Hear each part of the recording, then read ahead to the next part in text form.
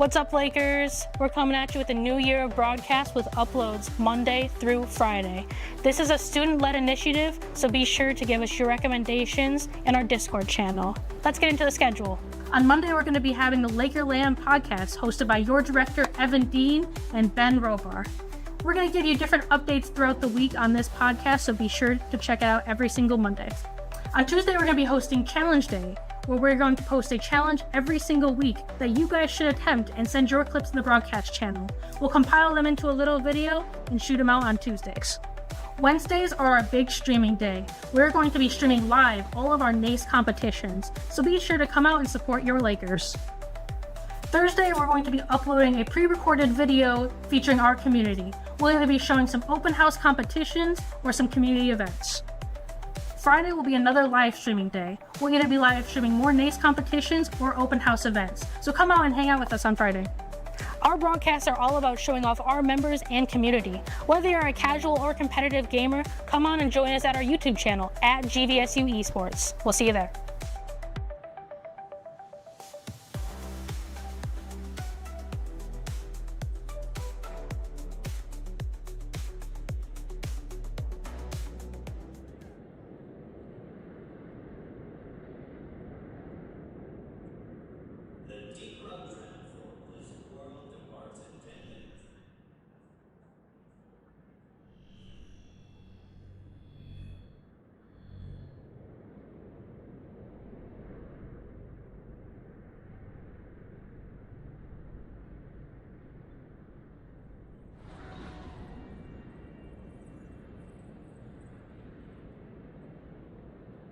Transit security teams 5 and 7 to track 19. Urgency. The NU Cougars? Yep, that's right. At 7 p.m. Though it maybe will be a bit late now. Yep. And sorry for having any audio issues. We're trying to diagnose it, so.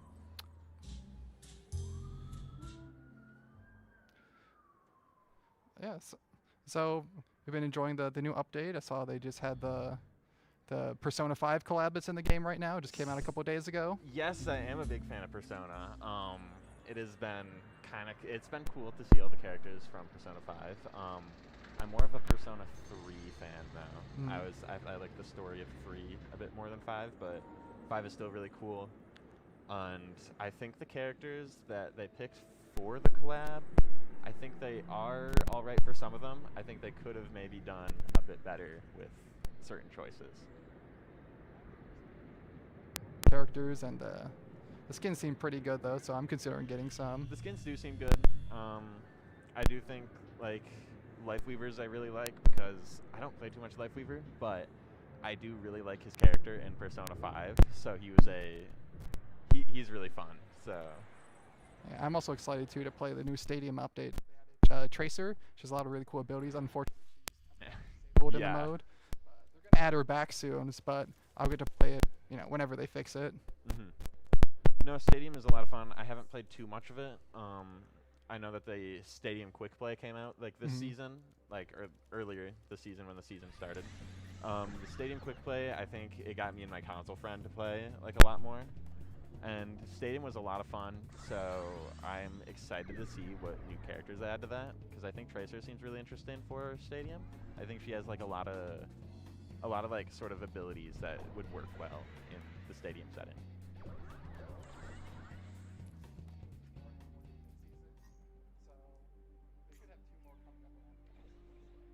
This season it was obviously Tracer. Who were the others? It was Brig, I think it was? Yeah. From what I know, Brig has some pretty good builds with how much damage she can deal out in Stadium. So I do want to see a lot on just scrolling through Instagram or something like that. I see a lot of those builds. That seems like a lot of fun to try. Yeah, in my personal experience, I feel like the Winston choices are really great, especially his bubble. He can get a damaging bubble, and he can stack health and damage on the bubble, and it just feels like, unless you have something to counter, it can be almost unbreakable. So I find that a little bit oppressive for my personal play against it. Personal play against. That's how I feel about the a lot of the game in general in Stadium, it's like, oh, this person has a really good build, but then when I try it, it's like, oh, maybe it's difficult to run. I do really find a lot of the Stadium builds to be really interesting because it kind of gives like a whole new way to play the character than compared to, say, like the standard mode. Yeah, I do like. Also, they give you some opportunities to make picks since you can't change your character after you started. They give you some perks you can choose from that can help with the counters. For example, they'll have one for D.Va, I believe, that reduces beam damage, and oftentimes Zarya is seen as a direct counter. So if you end up, matching blindly into the counter, you can pick that perk strategically, and then you'll be able to play better against her. Yeah.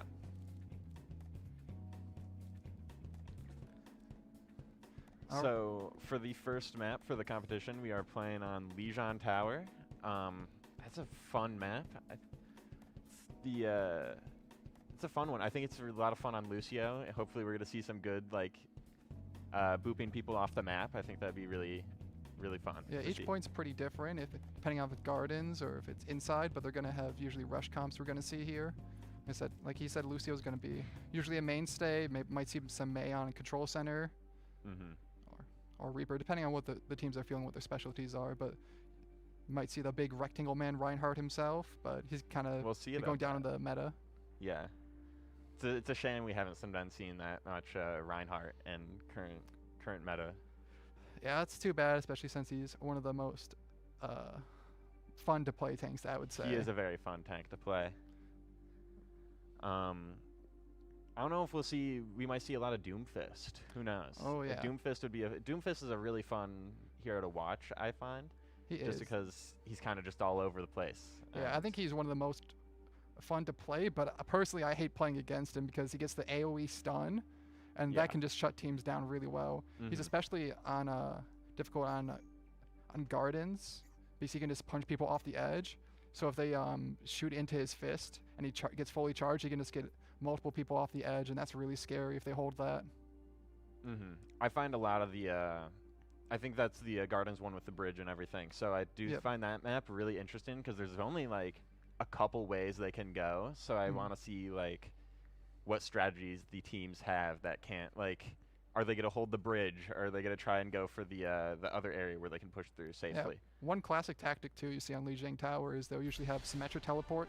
That will be on Night Market, and it'll be on Gardens, but usually not Control Center. But they'll go up to one of the windows right from spawn, and then they'll all rush and just hold on point, and they'll just bunker down and play rush style. So that's when usually a lot of people call it the scrim specialty, and you're going to see them hold close. So for me, if they're ever holding the bridge, one thing I do like to play Bastion. One thing I do like to do is just grenade jump across the gap and just get onto the flank there, and it can shut down like their hold on the bridge, which can allow, like, if they're not expecting it, it can allow like just a push over if the bridge is being contested there. Yeah, that bridge especially can be a very difficult choke to get through. Yeah. Because whenever there's a defending team, they have that big wall right there, and they just have so much cover, so they can just hold it until the other team has to push into oncoming fire, or their only other option is to go way in the far backside, and then they still have a long sight line they can shoot down. Yeah, so the long way around. I have not seen too much work in my experience, but I love that map, so it's so interesting to see like how people are going to play it. Yeah, personally, I'm a big fan of Night Market because also Far still works decent there. She's really good for playing on the flanks. Not a lot of people will play Far as much, but I really like her on that point specifically. Yeah. On Garden, she's also pretty good, but there's not a lot of cover, so you have to play really carefully because there's a high skybox. So you have to play around the main building and go on a lot of flanks, but you can still make her work there as well. I think Torbjorn works pretty well on some of the maps, just because, like, especially the bridge, because the arc on his like main fire just like goes kind of like directly over it, so you can kind of just hide yourself and just lob over. It's kind of funny to play that, and then you can have the turret covering the back, obviously. Yeah, Torb actually just got buffed in the patch that was on Tuesday as well. I believe his ultimate does way more damage. Way more damage, and then I think he gets more health now. I think it was. Yeah. From his ability, the overcharge. Yeah, and a lot of times people think Torb is a troll pick, but he's actually a sleeper pick specifically against Ball and Tracer. Because if you're a Tracer and they have a turret in the back line, it auto locks onto you, so Tracer goes down incredibly fast. So she can't flank as well, so just shoot her, and it can kill her almost the same rate as the Turkin killer. So it's just annoying for a tracer. And for a ball, it would just take a lot of chip damage, and holding with the balls, he has the mobility, so he'll just try to go around and avoid damage. But if it has auto lock on him, he'll probably lose like a third of his health before he even goes to engage, and then the whole time during the fight, he's just taking constant damage. So it's one of the best counters for him. A lot of people don't know that for Torb. I think Torb, he is a funny pick. I've played the Overwatch Classic that just came back recently. We did something with like 6 Torbjorns and just the one team, and it was just hilarious with how many turrets you can get. Oh yeah, that was It's fun. like- That's when they had the level 3 turrets. Yeah. They added That's in just as a all- perk later. Not as powerful, but the original was his ultimate. And that one, I played in the day, back in the day when that was the original version of Overwatch. And there were some real cheese strats where you'd have multiple Torbs and they'd have different angles, especially I think on the map Hanamura. If you've ever played that, it's a 2 CP map, so it's been removed now for a few years, but they occasionally bring it back. But that one, they would just have on different angles turrets. So if your team had to push in, you'd have a turret on one side, turret another one. So there was nowhere good to look because you'd always be getting shot from an Yeah, off so angle. like that's one thing that Torb really excels at. If you place the turret behind where they enter, you'll obviously get them. They either have to take the tick damage from ahead and focus on you, or they have to turn around, take the turret, and then you can obviously take them from there. Yeah, especially with the perk changes too. They added either the higher damage level 3 turret, or they added my personal favorite, the increased distance and sticking on walls. That is so good because you can place it behind an underpass out of line of sight. So then when the teams advance, if you're playing defense, they have to walk into it, turn around, and shoot up behind you. Yeah. And that's so inconvenient. So most teams will just ignore it unless they spot it ahead of time. And then, no one's going to turn around in the middle of the team fight to go for the turret. And it just gets so much value the other night I was using it, and it just gave me, I think I had 8k damage more than anyone else in the game because they just ignored the turret, and it's so powerful. I personally like taking the Torbjorn hammer perk for his minor perk, so he runs faster with his hammer. It's just so fun to activate the overcharge and then just run straight at people with the hammer out and just start whacking. I usually go for that one as well. You can use it one reason to troll, to just run in and try to get a hammer kill, which is always funny. But I always use it if you just as a mobility tool. If you're just running back from spawn and get picked off, you're essentially just get back 20% faster, which is massive, especially if you get picked off at the start of the fight, which a lot of times they'll try to focus you because Torb is if his turret's on the side, he's one of the most diveable heroes because he doesn't have a hard movement ability, he just runs slightly faster. So coming back if they target you is really helpful for him. I think we'll probably see a lot of Roadhog tonight, right? With his new changes with the crit multiplier going from 1.5 to 2 times, I feel like he will get a lot of play maybe in tonight, just because of his like one-hit potential with the grab. Yeah, I wonder if the teams have practiced it, since I believe the update was just on Tuesday. It was recent. Yeah, so they might have the internal discussion on whether they want to try it, because they might not have had enough times where they've scrimmed it. They might just think that it's so broken they'll run for it. But I feel like they might actually not run it, but they might give it a try or 1 or 2 maps. Yeah.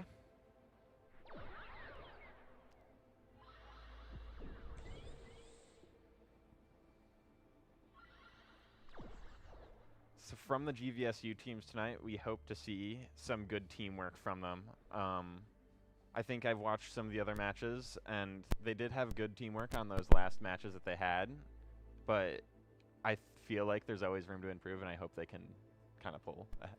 Yeah. Personally, I'd like to see some Winston. I'm always a big fan of Winston, so if they can get him to play at least 1 round, that'll be pretty good. I'd love to see some Winston plays. He's a fun character to watch. Yeah, if we could have an Ajax, which is Lucio dies mid-beat, that would also be incredibly funny. It's tragic when it happens, but it's always funny in retrospect. Tragic when it happens, but hopefully some Winston and Ajax happens tonight. You heard it here.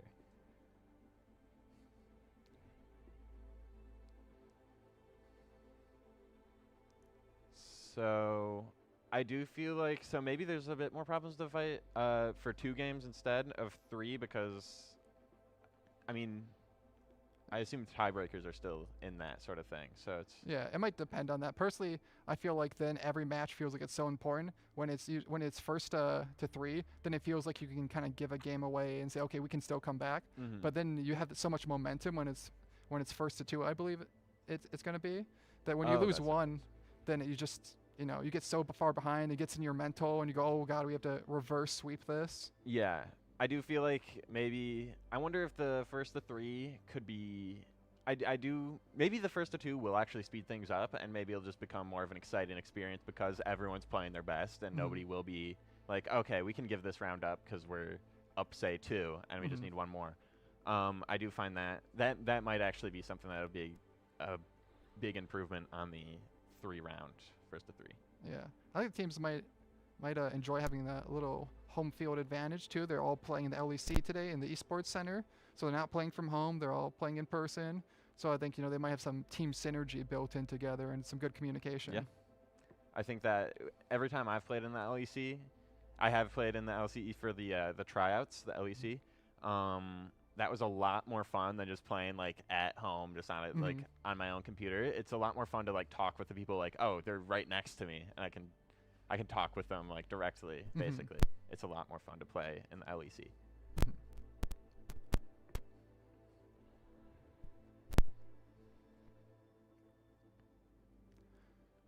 Oh, yeah, I think we're having some technical difficulties. We'll start the game soon, but I think we're going to cut to a quick commercial.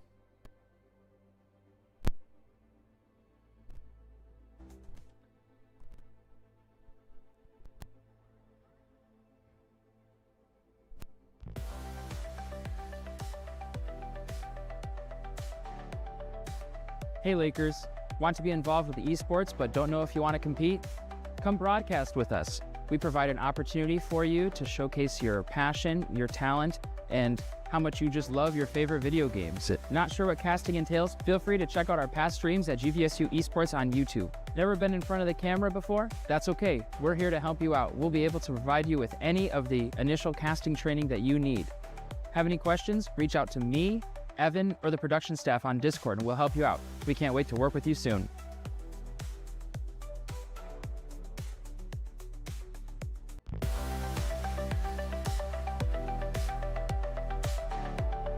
Welcome to the Laker Esports Center, where we all come together. The LEC is home to our drop-in gamers, club competitors, and everyone in between. This year, we have brand new PCs with Intel Core Ultra 7 CPUs and RTX 5080 GPUs, powerhouse specs, and all the most popular game titles for all your gaming needs. The LEC is also where we host many of our events. This year, we are heavily focused on community building. To achieve our goals, we will be starting numerous new initiatives.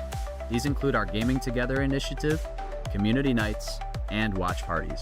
The LEC is where it all happens, and you can be a part of it. Join GVSU Esports at the LEC.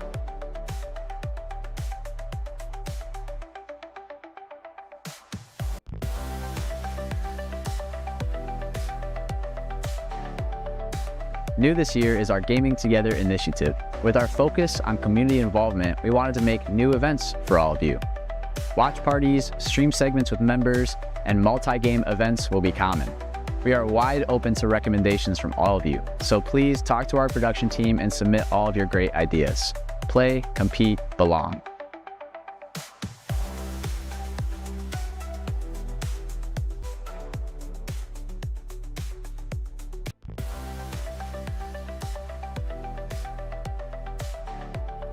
Welcome to GVSU Esports, where competition, community, and opportunity all come together.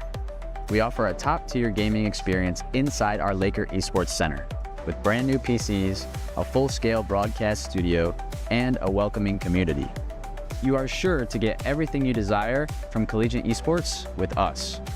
Join GVSU Esports today. Play, compete, belong.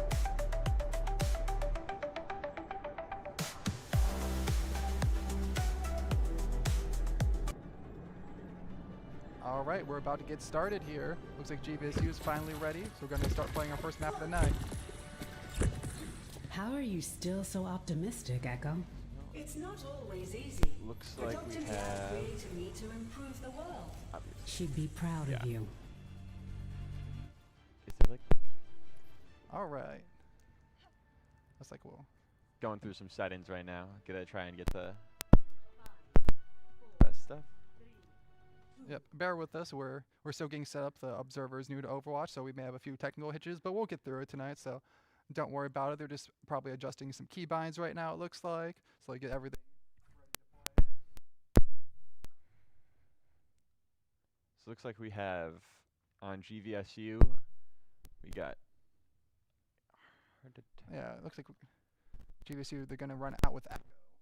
I can't quite see which point it is yet because the POV is facing the other way. It looks like we got a pause for the match for the night. Might be some technical difficulties going on. So, we got a restart now. Restarting the game right now. Okay. Hopefully this will be fixed soon. Now arriving at LiJiang Tower. All right, we're gonna control center. It looks like. So maybe we'll get our rush comps in tonight. Maybe. Yeah, I'd love to see if we could make Reinhardt work. They might run some Doomfist. Doomfist is pretty good, especially on a map like this. Has a lot of the chokeholds. Yeah, I do think Doomfist would be a lot of fun to watch. I feel like Doomfist is a very fun character to watch from this, and I'm excited to see what they all play. Hard to tell what they're playing though. It looks like Echo, Juno, Orisa, Wu Yang, Sojourn.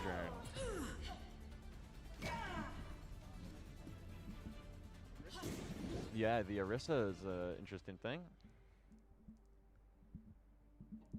I feel like I don't see too much Orisa being used on control point too much, just because I feel like there's not too many places that you can get knocked off the map, but I guess the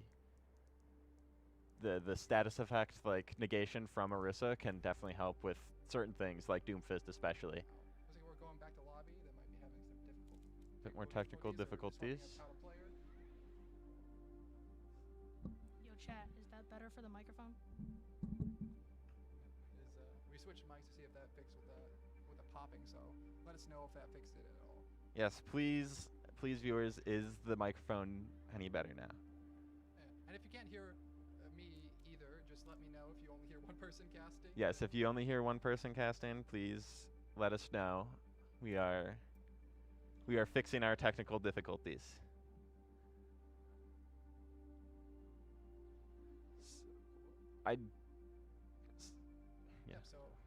So we're gonna see about the game starting back up soon. Looks like they're talking in match chat trying to get this resolved. So we'll see if they can fix this soon. It looks like GVSU is down a player, which is interesting because I wonder if there's someone maybe running a bit late, or if this is again some of the technical difficulties they're having. Yeah, it's possible we might have a crash that's happened before, or if one of the players are playing from home. I'm not sure about that specific player, but sometimes you might have a case like that to where they might either be late or, it might just be a crash, but I'm sure they'll restart it soon. Her keyboard is broken, they said. So that seems to be a big issue. Hopefully they get that fixed. I'm very sorry about that. I hope that they can get that started soon. Yeah, we should have plenty of spare keyboards in LEC though, so I think they'll be able to replace it fairly soon. They're probably just gonna grab it from another one of our wonderful computers and just plug it in, or get them started on another computer. And it looks like we're gonna hop right back into the game. I'm guessing they resolved the issue fairly fast. Initiating match. Right. Now we're on the market map for this, Yep. rather than control tower. Yep, gonna be on night market. Looks like they're using the daytime version of the map. Still in the menu selection screen, so let's see what these guys are gonna try to formulate here. I'd love to see a rush comp. They might do the cheeky thing and go for a Symmetra teleport into the window. That's the classic scrim strategy on this map. So they might run that. Looks like Orisa again. That can definitely help with not being hit off the map if they go around the outside. You sure you guys Sojourn, invited the right Juno, person to Wu Yang, Overwatch? And then I'm sure. Echo Winston was very so insistent. Echo, obviously. I think I can't know get my knocked off the answer, map. but Yep, and I need some Orisa's time just to let it sink a in. really good one to just I sit get there and it. take all the damage. It's They can't not a get decision to stunned make from lightly. the tank. So they'll probably just use that and just try to fully load their tank and survive. Yeah, I do think if Orisa could obviously. Running a Sojourn is interesting. Sojourn is a very good character for like pure damage with the railgun and just the hit scan. Yeah, especially if you're godlike Ainge, you can do so much. You can basically carry your team on her back. Exactly, yeah. Pretty good move as well. Looks like we're starting on the map. Having some issues here. Very sorry. The Juno is also a fun pick, especially on this map, so they can obviously just fly around, get to the field that they need. And the speed is also pretty good. So we're almost 1 minute. I'm pulling up.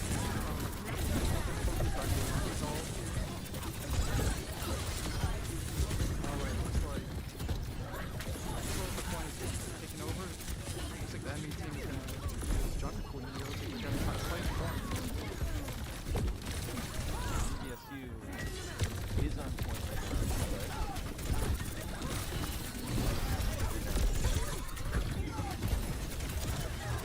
A little bit hard to tell right now.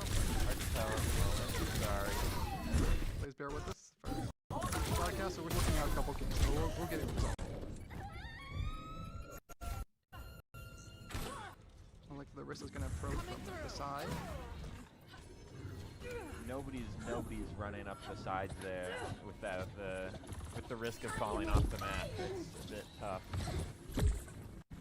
But It looks like the Cougar's gonna regroup and spawn after that. Gonna do some hard reset. Oh, it looks like they did end up deciding to use the sim. I did tell you that this is a classic move on this map. Always when you see the church on the corner. I do think, yeah, Symmetra in the window is definitely so crazy. Especially with the amount of is it 3? It used to be a lot more. Yeah, it used to be more, but they did it more powerful, Yeah. so they changed it to 3. Got Echo looking for some kills just to use copy. Got a sorry spray too. I wonder if they are sorry. That's also a spray I like to use a lot myself. Not so fast. The Morgana one that just came out. Great. Hold them back in there.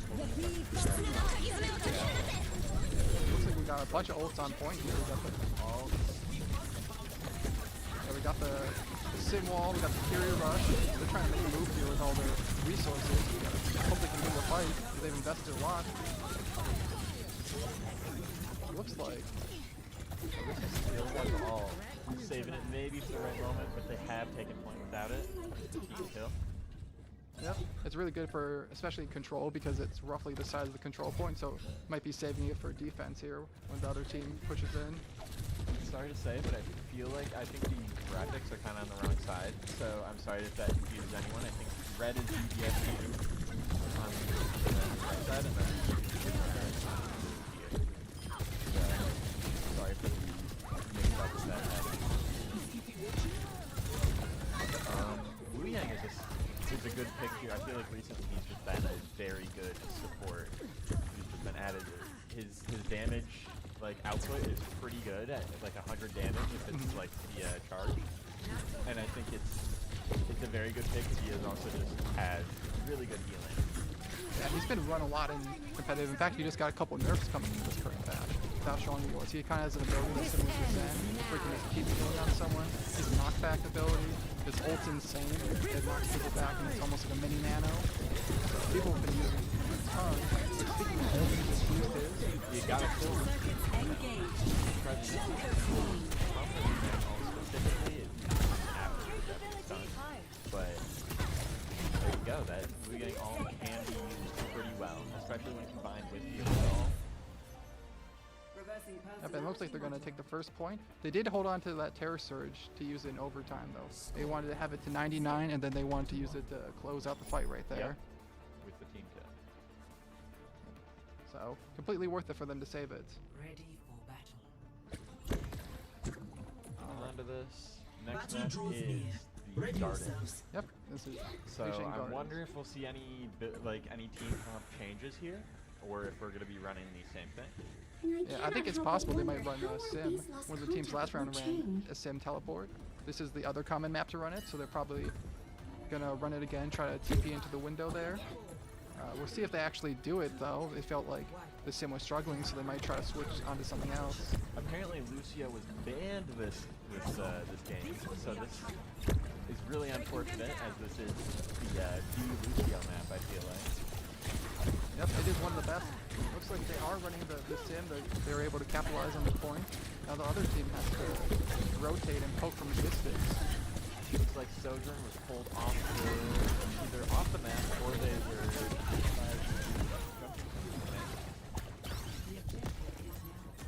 Yeah, looks like they're still struggling to get on. Like I said, this bridge right here can be such a pain to get on when they have puck control. And it looks like they're going to put the Sin TPs around the corner. It just makes it an absolute nightmare. Zarissa actually opted for the shield there to try to get some self-defense there. But there's just so much damage coming onto them. I don't know if they'll be able to live through all of this. They did get past the bridge though, so they are pushing up towards point. Looks like it's going well for them. The Sojourn taking out the jungle team there with the railgun. Sojourn's damage output is pretty crazy, and with good aim, he can just be a force to be reckoned with. Yeah, it looks like it was worth it. They also flipped the point there. They start ticking for that progress. First 100, I think it goes roughly as like 1.2 seconds per tick, so, but it's easy to do quick maths, and it gets roughly 1 second per percentage. So you usually get about 3 fights if you control it. Holding the bridge, they're making are making going a long way around for this. They're going to try a new approach. They know that bridge can be difficult to address on. They're going to try to go with rush and see if they can force their way onto the point. They're going to keep poking them. Looks like they're getting a lot of value out of that poke. That tier rush is like so much.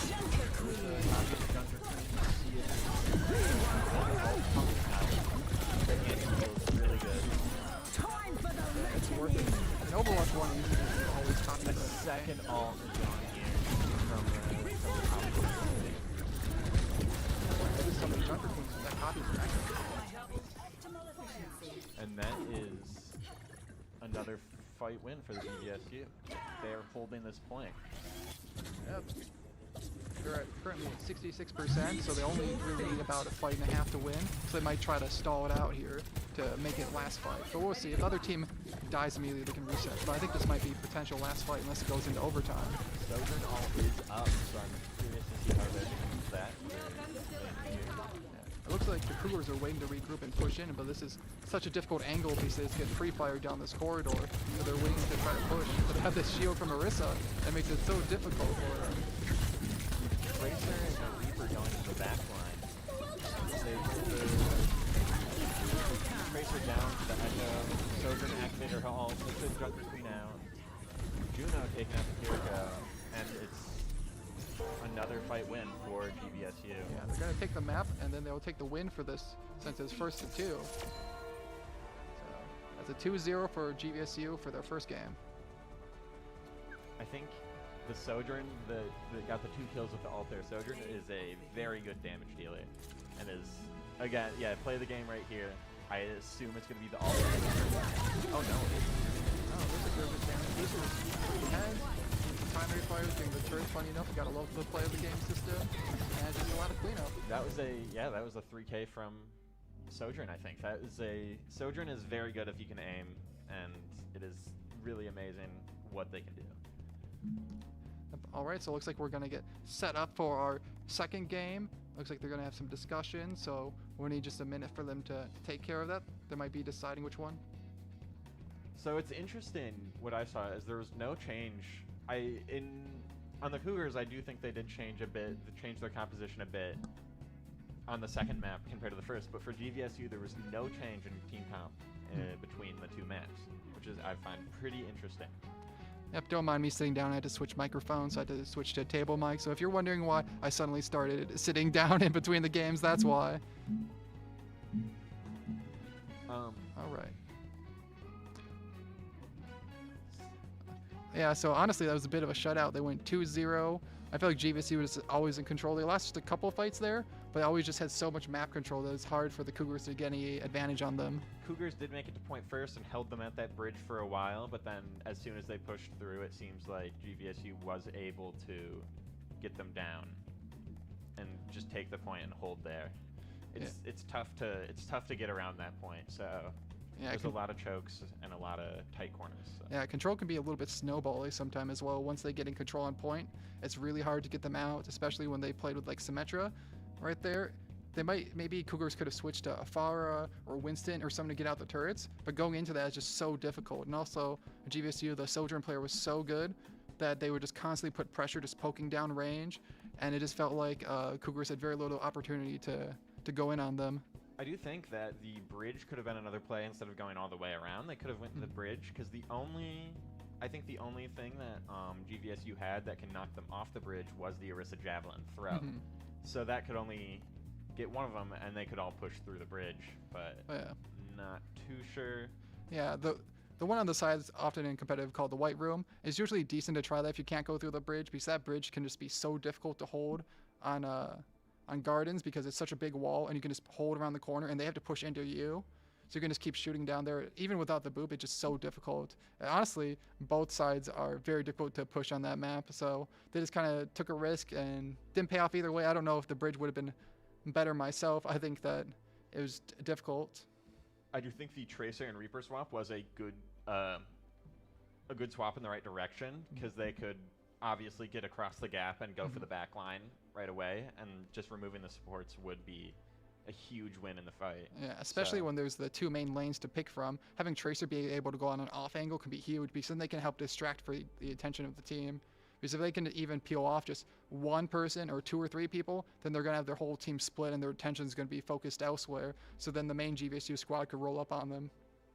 Or sorry, the Cougars, the other way around. Yeah. The Echo copying the Junker Queen was a big moment, I feel like, because the 2 alts that were used, just Junker Queen's alt applying damage, or the anti-heal to everything in it, is just a huge thing for the team. Yeah, especially unless you have Kiriko to cleanse that, or some type of immortality from like Baptiste or something like that. You can just die almost immediately from it, and there's nothing you can really do if they aggro on you. So, but when you get copied as Echo, you know, sometimes you're not planning for them to have a Junker Queen ult, but since they copied it, they could just get that and then, you know, roll through the team with the ultimates, and you get it so fast as well.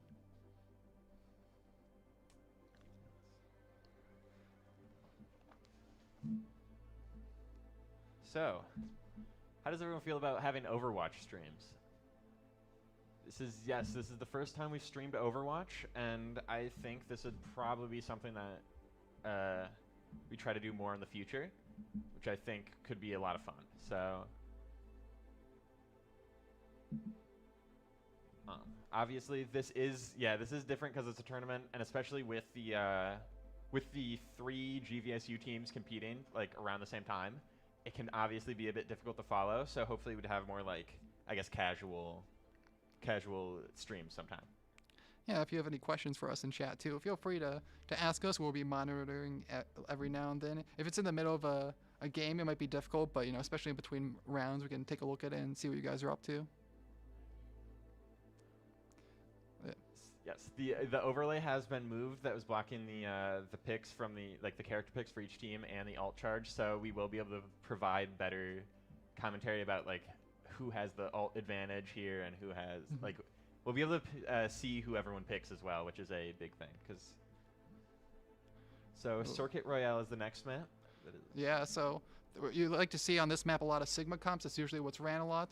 Oftentimes Widowmaker. She's got a few buffs in the recent patch, but she's still always kind of good if you can hit your shots. If not, she's terrible. But they might run Widow here, but they might also try to ban. I know a lot of teams personally that will try to ban Widowmaker, so they don't even have to try to take the Widow duel. Yeah. I don't know if the bans might not carry over. I wonder if they'll ban Lucio again for this one. Yeah, I wonder. I personally, if I had the choice, I would ban either Sigma or Widow, because they're kind of like the meta picks on this one, because it's just super long sight lines, and Sigma just has so much range with his shield and his poke. So then they can get some diversity in the comps, but they'll most likely still run those. If not, Freya's still good. Tracer's always good. Like, there's almost never been a point in Overwatch where she's been bad. And there's some good Tracer players too in Sojourn, so they might just keep rocking that if they can and get away with it. Puppy Hugger 8, gross. Was that about the map being Circuit Royal? And what is your issue with Circuit Royal? Is it because it's push? Personally, Or at not least push, for Escort, my bad. Yeah, for me, I don't like it because it's all Widowmaker and Sigma, so it's all super pokey. I prefer more of a flank or brawl style myself, but some people like it for poke. But if you love Widowmaker, you'll love it. If you don't, you might hate it. I'm not a fan of Widowmaker. I don't really like playing against Widowmakers, especially good ones. But Sigma's a kind of fun character for me. I do like how much survivability he has with his shield, the kinetic grasp, and then just all of his like survivability options. He can stun with his rock, which goes through just about everything except shields. It's really fun. Yeah, he's really good for cycling your cooldown, especially when you both playing into poke and playing against it. You can use your shift ability. You can eat stuff. They shifted it to New Queen Street, so everyone in the chat, hope you're happy with that. Yeah. Garbage Royale, bottom one map, Circuit Royale is my favorite map. I'm so sorry about this then, because they are now swapping it to New Queen Street. Yeah, it's quite the divisive map. Personally, myself, I prefer Queen Street myself. I've been in Queen Street, Canada, which this takes place in, so that's always funny to me to see that it's a map in the game. So this one is actually push. Yep, this will be push. So push is going to be a lot of fun. Yeah, they'll probably still run for GVSU the Sojourn, but she's still good on this map as well. Sojourn is very good with the long sight lines, especially I do think New Queen Street does have decently long sight lines with just the streets that zigzag back and forth. So yeah, and we were talking about Sigma earlier, but Queen Street usually has more diverse selections for tanks versus Circuit Royale. So they'll probably run something else besides Sigma, so they'll have a lot more freedom there. And Widow's still decent on this, but she's not nearly as good, so we probably won't see any Widowmaker either. I do think that New Queen Street is a lot more interesting in a certain way, because push is obviously a map where if you die, it might take a really long time to get back to point. So you kind of want some characters with some mobility to be able to get back to that point faster. Yeah, once it comes out to this, it'll be really about that controlling the bot. If they can get those spawns unlocked, then they can keep running it back and forward even if one team loses the fight. Just getting that little bit of advantage is massive. Yeah. Yeah, so it looks like we're still waiting for the map to start here in a second. We should be done pretty shortly though.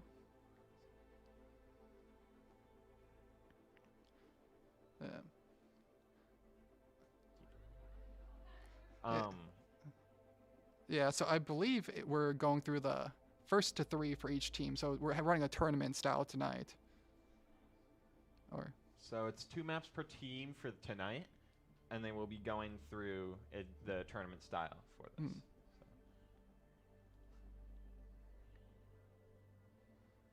And there's a team that plays every hour on the hour, so we're going to hopefully see some of that today.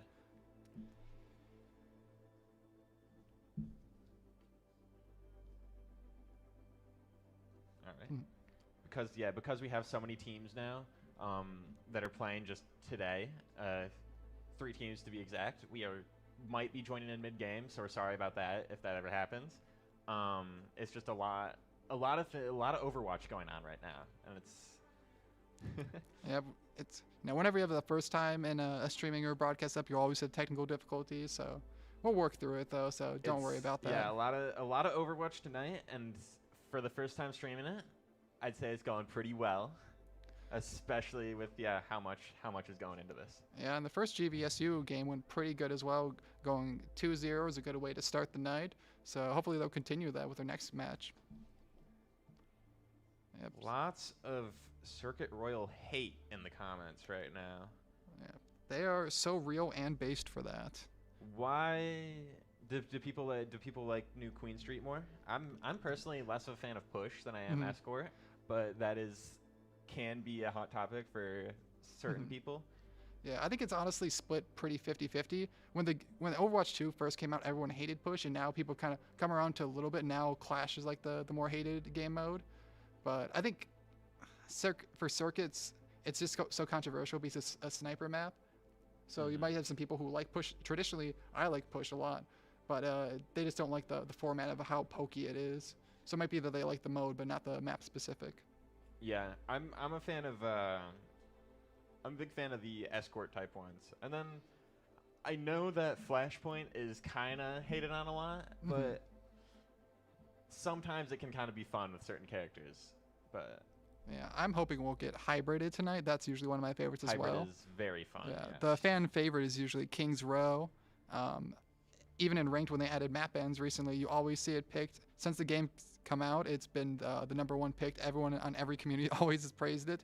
I think it's always fun too. You can get held out there a little bit, and get spawn camped if it's wrong, but it's still just a great design map. So I'd love to Yes. see a little bit of King's Row. I like, yeah, Kings Row is one of the more fun maps for me.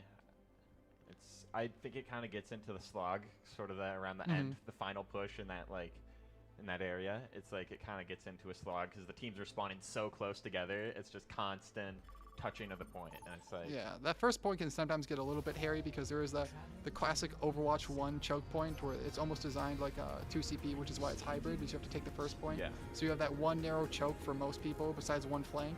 So you can get kind of stuck in the gap a little bit, but you can have some flyers, you can have some flankers go around. So there's still options to get through the choke, but it can be brutal sometimes in first point. But I think besides that, it's really good. we're getting into the game now, so we're gonna see what map. So it's the new Queen Street.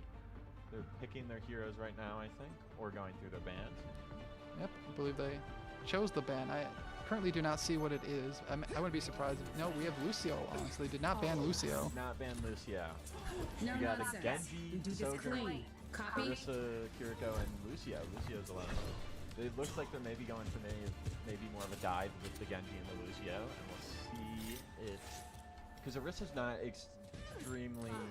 Arissa's not a dive character. No, she's a. Yeah. It looks like we're gonna have a technical pause here, so give us a moment. We'll get that resolved. It looks like the Cougars, unless they switch, are gonna go with Sigma.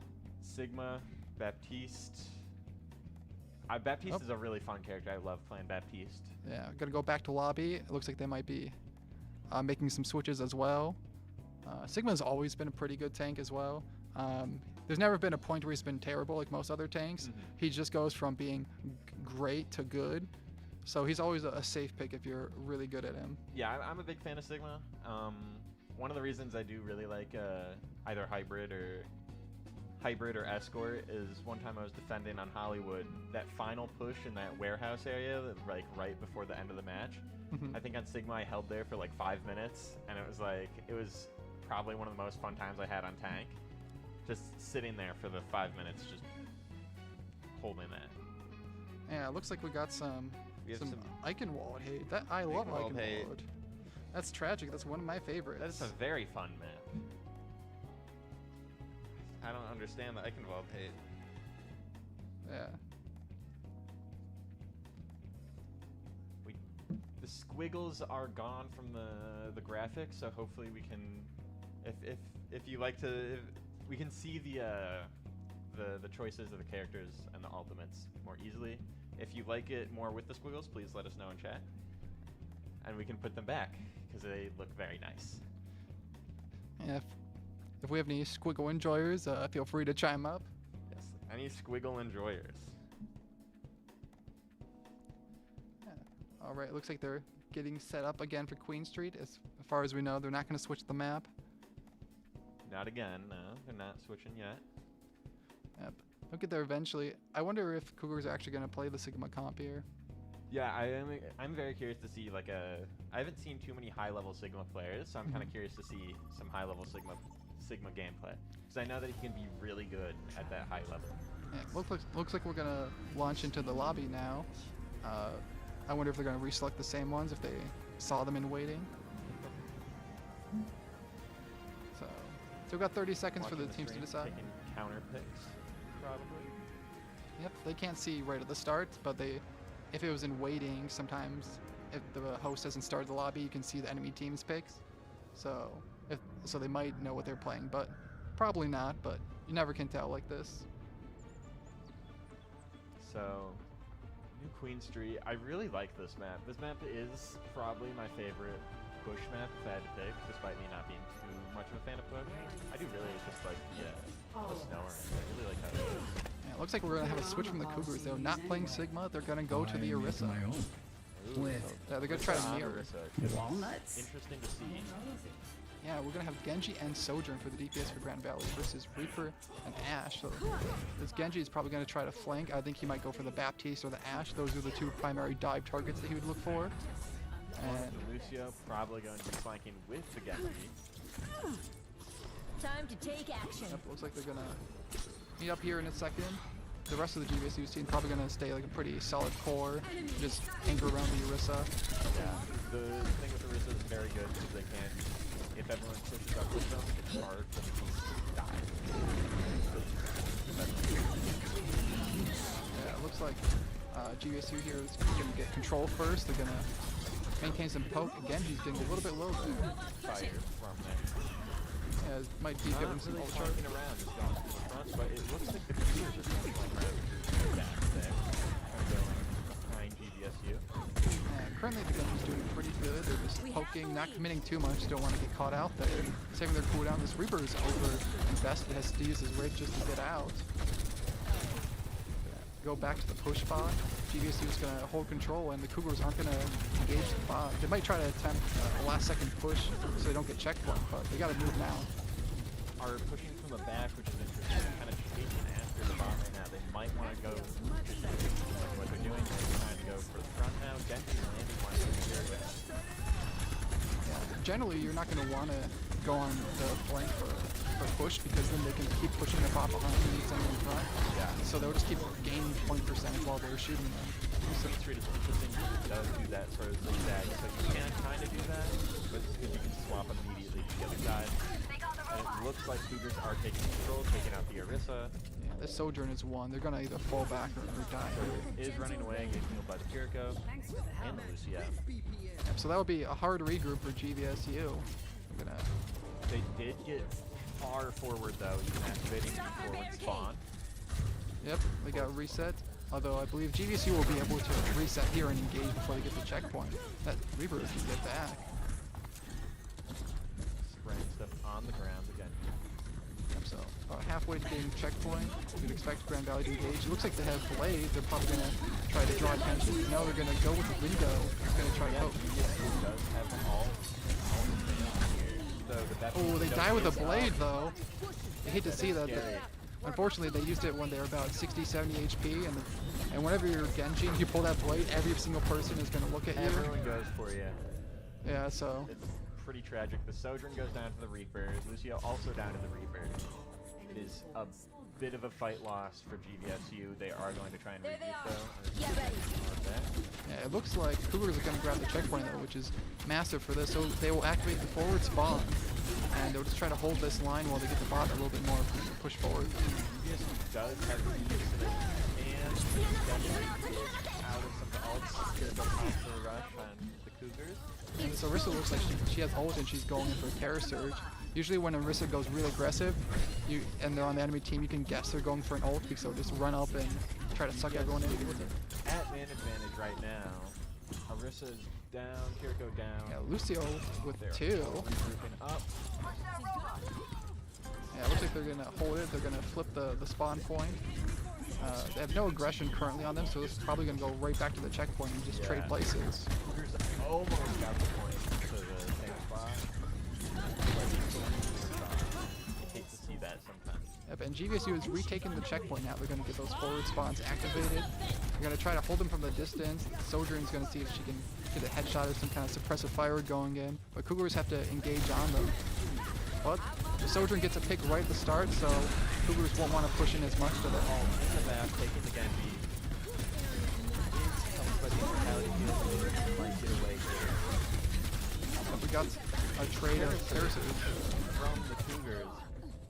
Just taking out the Lucio and then the javelin throw on the GVSU. Orisa takes them out there. And I believe they just got 3 with that. So it's definitely worth it for them to invest their terror surge there.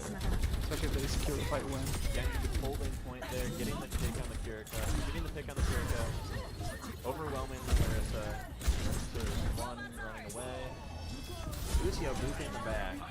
Yeah, they're going to get some stagger picks there, so Cougars won't be able to regroup unless they wait and spawn. So those stagger picks will have massive impact. It looks like the Reaper is also hiding there, so it's going to keep staggering them and giving more percentage for GVSU, and it's going to be harder and harder for Cougars to try to re-engage like that.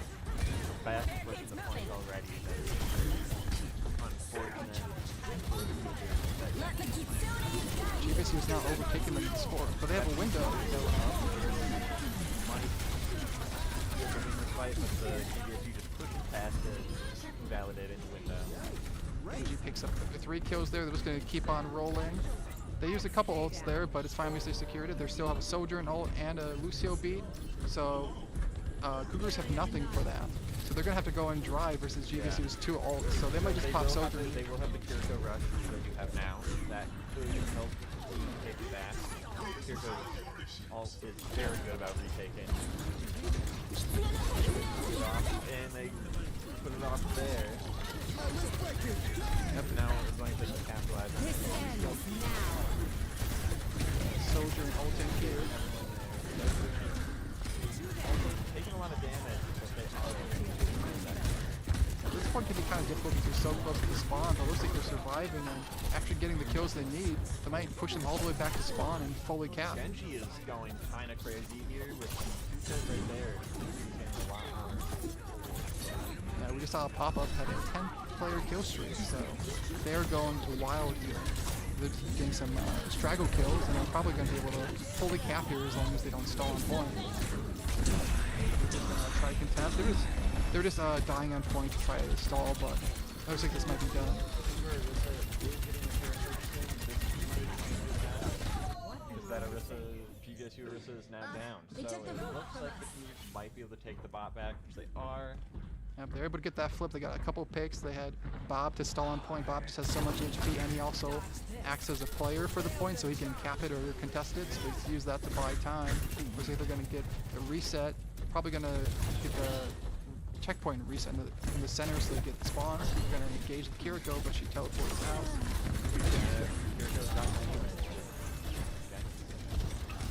Yeah, Genji has played again though, so he's eyeing for it. He's looking around, seeing if he can get it done.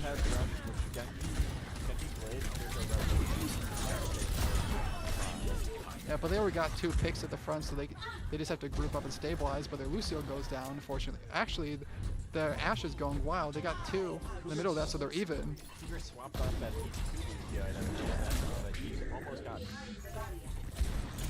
That could be a game saver for them if they can get beat on. Yeah, the Genji was able to sneak up there. The Reaper didn't see them, so they got a couple sneaky pot shots in it. Now they're going to go in with the rush. It looks like they're going to blaze. If they're going for it, they're going to target the Ashe. She's one of the easiest dive targets. Ashe is holding her own here, but then trades with the Genji there. Yeah, the Genji got 2 at the blade, so in the business we'd say that's value. So the Orisa got 2 there. They're all pushing forward now. GVSU I don't think he touched. Kill. Yep, they're just going to fully cap for GVSU. Yep, so they use that blade there, even though they died on Genji, they got 2, and that's worth it. The blade was a good distraction for the Orisa to take 2 off of them for them. So. Looks like we got a Kiri play of the game coming up. I wonder if it's going to be a rush or looks like an offhand. Like a save? Nope, looks like save. Under the Sojourn and the Kiriko. It's a 2K for the Kiriko. Yeah, sometimes play of the game can be a little fickle in what it chooses. So, but a 2K in the back is still good. You know, it splits their attention, and then your team has so much man advantage that it's hard to push in with that. No, the Kiriko 2K is very good, taking out both one support and one of their very good Sojourns. Yep, so GVSU takes that 2-0. I believe that means this team has won their first part of the series. The Genji who was playing that was going pretty crazy on that. Mm-hmm. They were taking picks kind of left and right, and they weren't really flanking too much from what I saw. They were kind of playing in the middle there. Yeah, they were just trying to get some zone control there, get some deflex, buy some space, and then going with their ult. They're pretty good most of the time about not over-investing. One thing you can do on Genji is you can just completely feed. If you use your cooldowns, you're very squishy and you just die instantly. So you always want to only use dash if you know you can secure a kill, or for mobility if you absolutely need it. I saw this. They got a couple of deflect kills too. So they were using their deflect pretty wisely. The other team obviously shot them while they were deflecting, which just went right back at them. So yeah, sometimes that can happen. Even if you're a good player, people think it's only a noob trap and you just gotta stop shooting the Genji. But sometimes you can just have projectiles and they'll just shoot into them, and you just press at the right time, and even good players can get deflected and die to it. I've been there myself quite a few times over the years. it's surprising what kind of thing Genji can deflect anything from the looks of it. Oh, So he can deflect anything as long as it's not an energy weapon. So something like a Zarya primary fire or a Winston, he cannot deflect that, but it's normally anything else besides that. So any like the hit scan guns.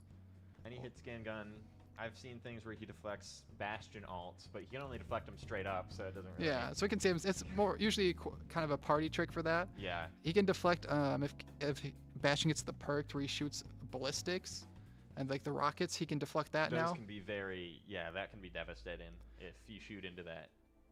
Yeah, that's one of the most difficult things for Bastion, for new players to the game, is they just keep shooting, and then the easy way to counter is just pick Genji and just deflect because they won't know to stop shooting. So you'd see that a lot, especially in early Overwatch 1, where they just shoot into and they would die from the deflecting Genji. Genji and Sigma. Sigma can just kinetic grasp and just fully heal off of it too if the Bastion doesn't know to stop shooting. So.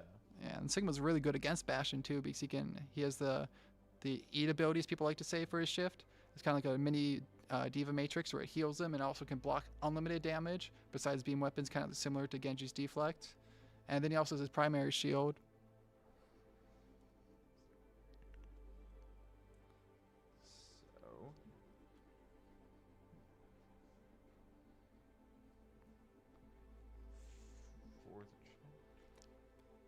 So we are going to stack up the amount of Mac wins for the graphics. That's how we're doing it today. So it'll just be that many wins there.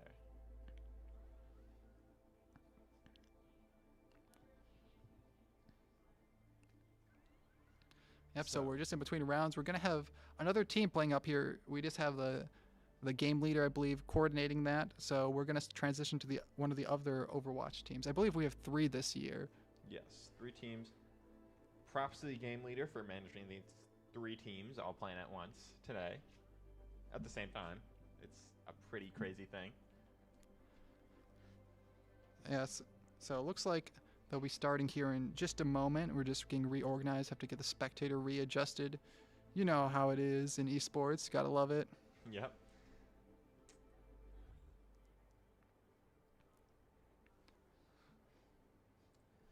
So yeah, we haven't really seen a full comp. So we've kind of seen like the Genji and Lucio. Those are typically dive, but the rest of the comp wasn't really a big dive comp. So I wonder if we'll see any like full like dive comps or something like that. Yeah, I personally I would love to see dive. I don't know if we'll see it in the current meta, but that's kind of one of my classic favorites. I'd love to go back to Winston or Diva plus Genji Tracer. You see Tracer played all the time. He's in a decent spot right now, but they like to nerf him pretty easily. Yeah. But I'd love to see dive here. I'm surprised we haven't seen too many Roadhogs yet, but I feel like that's probably because it was just so recently. These teams might not have had time to scrim these and practice with Roadhog. So he might be broken in the current meta, but we don't really know how that'll play for competitive. Yeah, sometimes for playing as a team, Roadhog can be difficult because in solo play you can go on a random flank and get a kill. But as a team, everyone just kind of stares at him, especially now that he doesn't have the trap anymore. Now he has to focus only on getting the skill shots with his right click. So he's kind of just a lot more open like that compared to what he used to be, where he used to just pull people into the damage. Now he has to shoot them from a distance. So GVSU Team Black, as the game already finished according to the chat here, do we know who won that?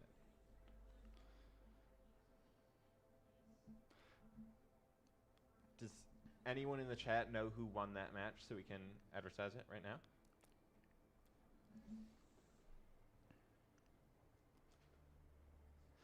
So, yeah, I'm curious to see who we'll see in these next comps, though. I do really love the dive comps. It's just one of my favorite comps to watch. I don't typically play too many dive characters, though, so it's a bit different for me. Yeah, we'll see. They can also do a hybrid one. Like you see Genji, like he's a dive character, but they can play him differently depending on the game. So when he's played like that, you can play him in like a brawl mode. So that's when the Genji, like you saw there, will stick kind of with the team, only go for kills if he needs to, and just kind of stay there and act almost like a secondary tank with his deflect and get some more space created from him. But normally Genji, you'd assume classic styles, you'd dive in with the tanks and you'd all go to secure a kill.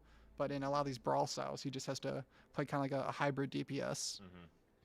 Hunter said 2-0 Team Black won. That is congratulations to Team Black. Let's go for Team taking Black. What would there? What do we know? What map did they play, and what comp did they play? So we can talk about this. Does anyone know? Yeah. So we might have a lot of time on our hands, so please ask questions. Just talk in the chat. Just ask any questions in the comment.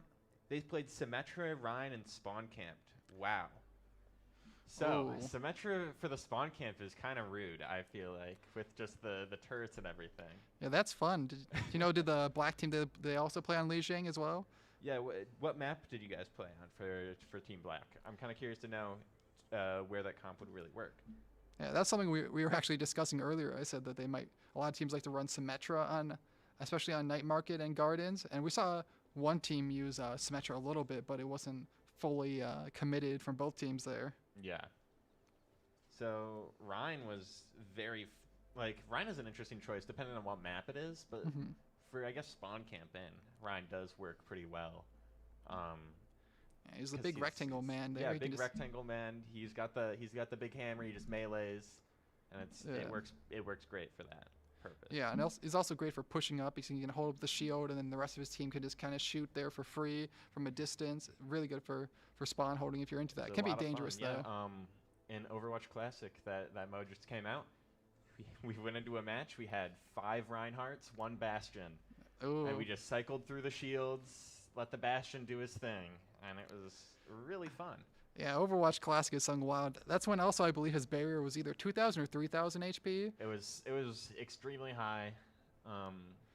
The only thing that was the issue is when we started taking damage, we were not being healed. No supports on that team whatsoever. Yep. You get your ult really crazy in Overwatch Classic because I believe over the span of Overwatch, they've nerfed ult charge maybe about 5 or 6 different times. So I was playing Mercy the other day, and if you fully heal a tank 2 times, that's basically enough to get an ultimate, which is insane. And Mercy's all in Overwatch Classic is pretty crazy, allowing to res everyone in the area. The full team res is pretty wild. Yeah, back in the day, some people would call it the hide and seek meta, because some Mercies would try to farm play the game. So when their team started dying, they would actually hide around a corner and not join the fight so they can go and res 5. So that's why one of the reasons they changed it, because people felt like one of the optimal ways to play Mercy is just play hide and seek and don't engage. The optimal way to play Mercy is just to not play the game and just hide around the corner. Yeah. Yep. So people, like I said, they called it hide and seek. Some people loved it; they thought it was really funny. But that's one of the reasons why they made it one of her normal abilities on a long cooldown and gave her the Valkyrie ultimate ability. I do think the Valkyrie is a bit more balanced than the Res ability. Just playing Overwatch Classic, I never played back in Overwatch 1 though, so I don't know exactly if it's the exact same, the Classic in Overwatch 1. But it's pretty similar. There's like a couple engine differences, so like a couple things don't work the same, or there's some glitches. Like I believe Genji could do it was a famous glitch called the ledge dash, so he would hit it at an angle with his blade when he used his dash ability, and he would like super jump way into the sky, and that was only there for a few months, and then they removed it. He can also triple jump, which was awesome. But there's a lot of quality of life changes when you go back and play Classic, and you realize like, wow, it feels really janky. Like for Genji, when he dashes, he has like a half second where he can't turn the camera, so you just kind of get locked in. Or with Overwatch 2, they changed it for Reinhardt, where when he charges, you can cancel. In Overwatch 1, you could just never do that.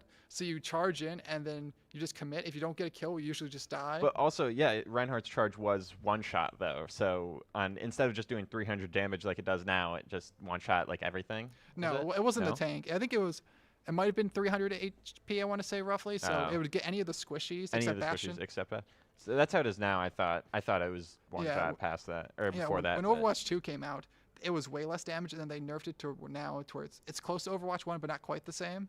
I personally would still take Overwatch 2 Reinhardt for charge anytime.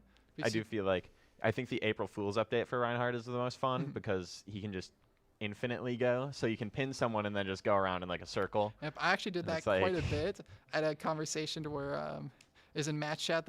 I trapped someone in their spawn. It was a map kind of like New Queen Street, to where there's a circular location near their spawn, and you just keep spinning round and round and round, and then they all type in match chat like, so how's it going? And like, are you gonna let me free anytime? Can I play the game? Yeah. And I would just do that and troll with my teammates and just hold them the entire game as long as no one interrupted me. I've seen clips like that. It's really fun to watch that. I don't know. I'm excited because I think for the anniversary event, they are bringing back the April Fools of like just game mode during this anniversary event. So that'll be a lot of fun to actually play that and see if I could actually get the Infinite Reinhardt charge. Yeah, I believe the current schedule for the anniversary event is they're going to run something different every week for 4 weeks. So this week it's Mischief and Magic, which is kind of like Prop Hunt. If any of you know Gary's Mod or in any other game, they call it Prop Hunt.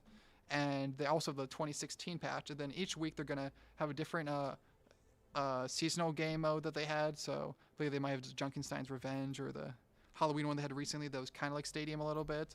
And then they'll have the Overwatch Classic of the other year. So they have like a 2017, 2018.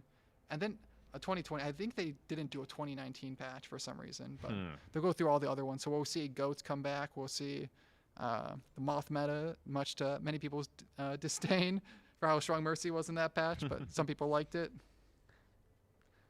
So, the chat, what games are you playing right now that aren't Overwatch while you're waiting for this? Or what games would you be playing if you're just waiting for this to happen? Good answer would be Overwatch. Well, what games do you like other than Overwatch? I'm kind of curious. I'm looking for more games to play. I've been playing like games like Mirror's Edge or something like that. Oh, Mirror's Edge is personally one of my favorites. I'm surprised you mentioned that. I feel like not many people know about it. I've just been playing it recently. Have you played Catalyst, the prequel? Yes. That's also really good as well. It's a kind of a cult classic. The music and the visual design is so good. Even the original one, you can tell it's aged a little bit because I think it was like a 2007 or 2008 It's game. old, yeah. I think Mirror's Edge Catalyst is like 9 years old now, so it's like Yeah, and that's the newer one, and that that was is a the big newer gap. one. That's the newest one. They haven't released a Mirror's Edge. Yeah, I personally think the original one, even though you can tell it's extremely aged, it still holds up for the music and also the art design. Like you can tell the graphics are weaker because it's like an Xbox 360, PlayStation 3 game, but you can just tell that like the colors and how they design everything, it still holds up to this day. Yeah. I do also find that Mirror's Edge is a very fun game to just play in the meantime. So if anyone is just waiting for these matches in the meantime, play Mirror's Edge. It's a lot of fun.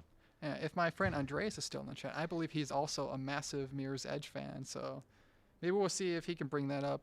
I said he talked to me quite a few times about that, and I think it's a great. I think more people need to know about Mirror's Edge. I've been playing it a bit recently. Overwatch I've been playing a lot recently just because it's been kind of my main game as of recently. But I've just like been away from my away from home, my main computer. I have so much more storage. But now that I'm here, it's like, oh, I really can't have this many games. So I guess Overwatch works perfectly on it, and this will just be my main game now. So it's like I've been playing a lot more of it as of recently than I have like in previous months. But it's a lot of fun.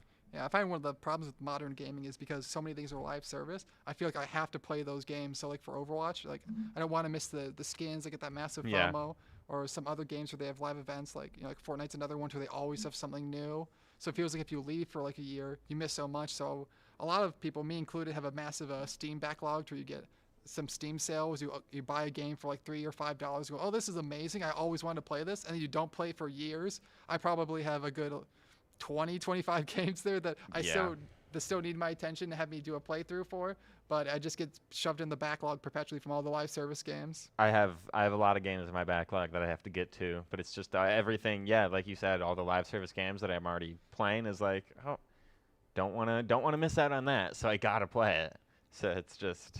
Yeah, I personally have a couple. Like some of the ones I really want, I even downloaded but still haven't gone to was Metro Exodus. I played the first 2 Metro games, and those are really good. They're a hyper immersive and fairly realistic post-apocalyptic game, if you've ever heard of it. Exodus is the 3rd one, and I've heard it's pretty good, but it's one that I got on a Steam sale later on and just remained in my backlog to this day. So I have only played Exodus, and I have some other ones that are in my backlog that I have to play. So kind of the opposite of you.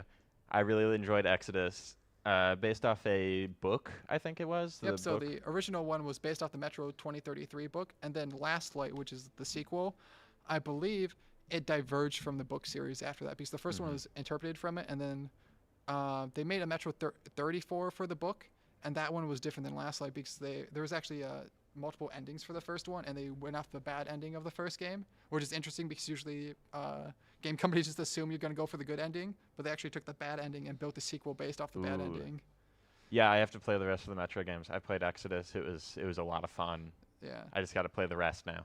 I got some insider knowledge for that part. I don't know if you can still do it, but I think they actually delisted the original version of 2033. It was a little bit less optimized, but it was a lot harder. There's different mechanics, and some of the enemies look different. Personally, I found that a lot more scary, so I might play the Redux version that came with Last Light. But if you want like the hardcore experience, the original one, some of the creatures actually looked way scarier, and it was way more challenging.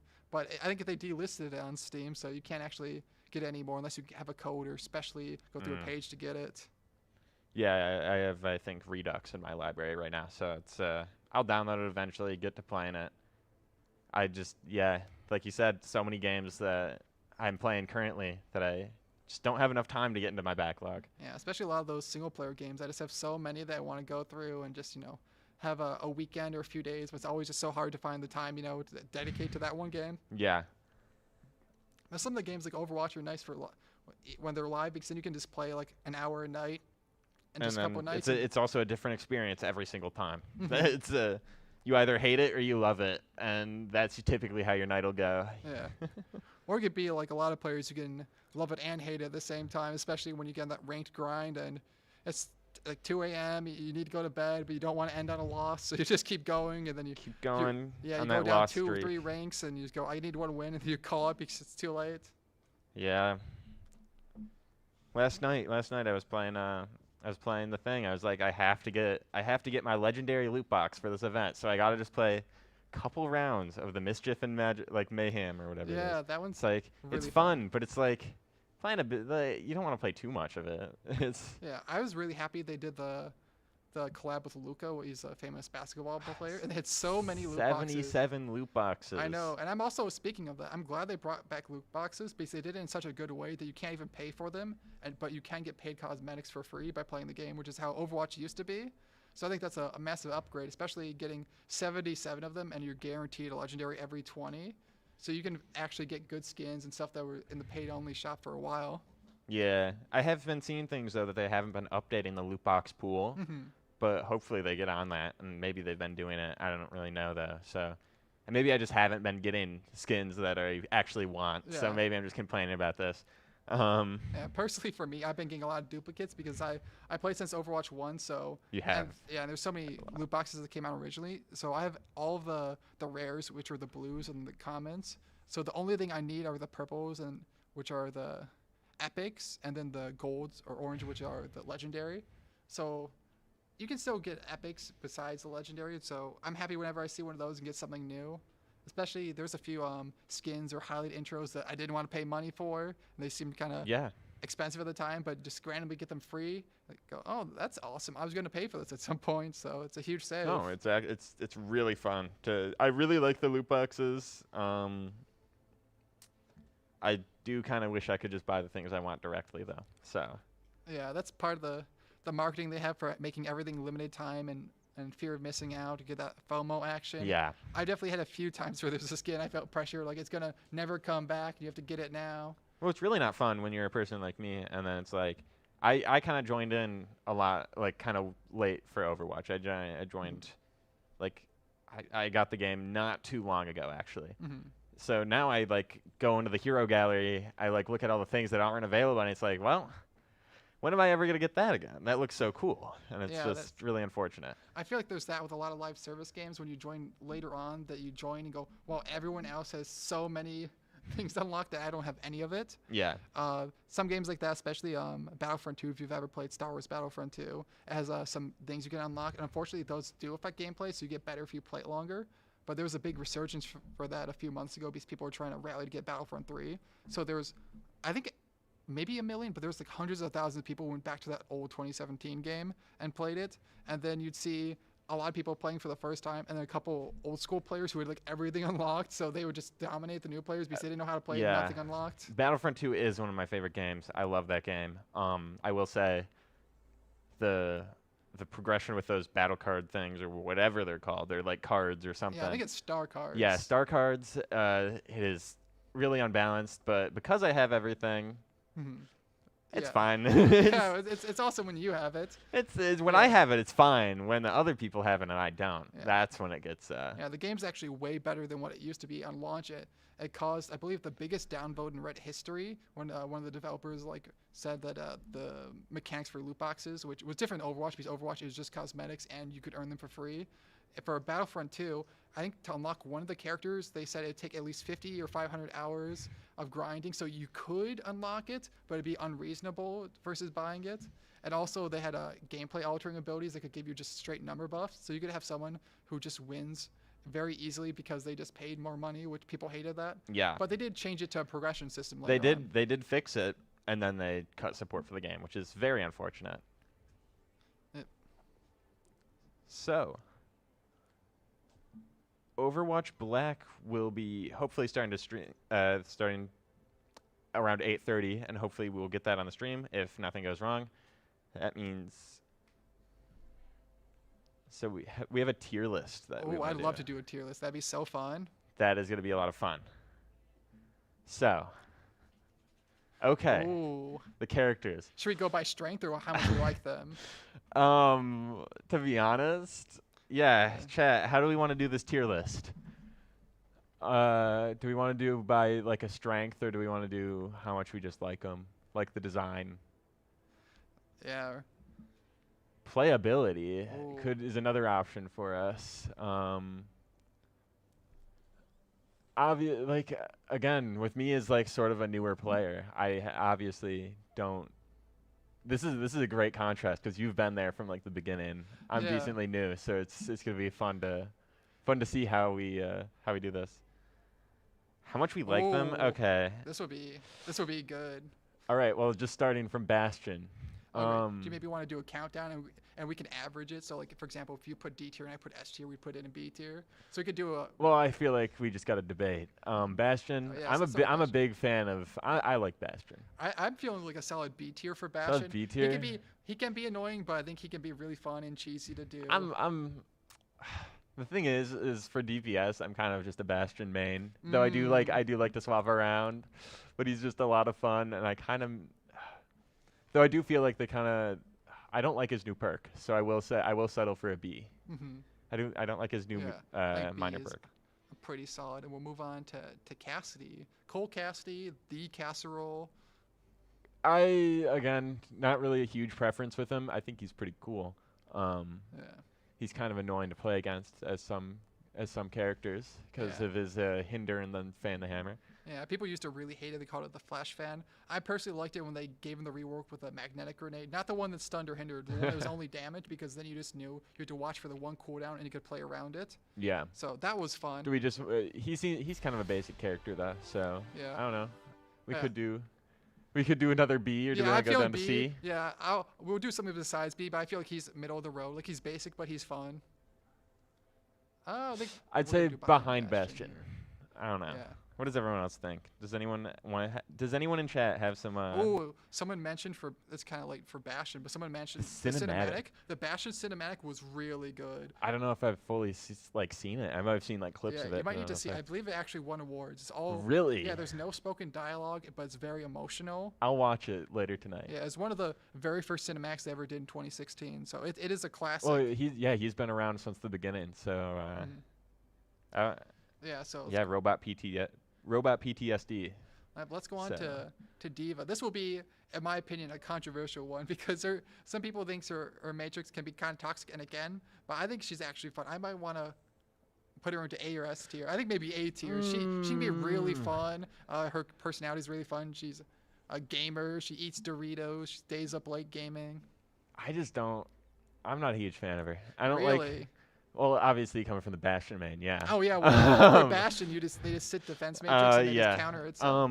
No, I they're all right, but it's like I don't like how they play the game off. They just push the one button and it's like that's it, and then it's then I guess opposite what have you said. I don't really like her personality too much. She's Really? kind of annoying.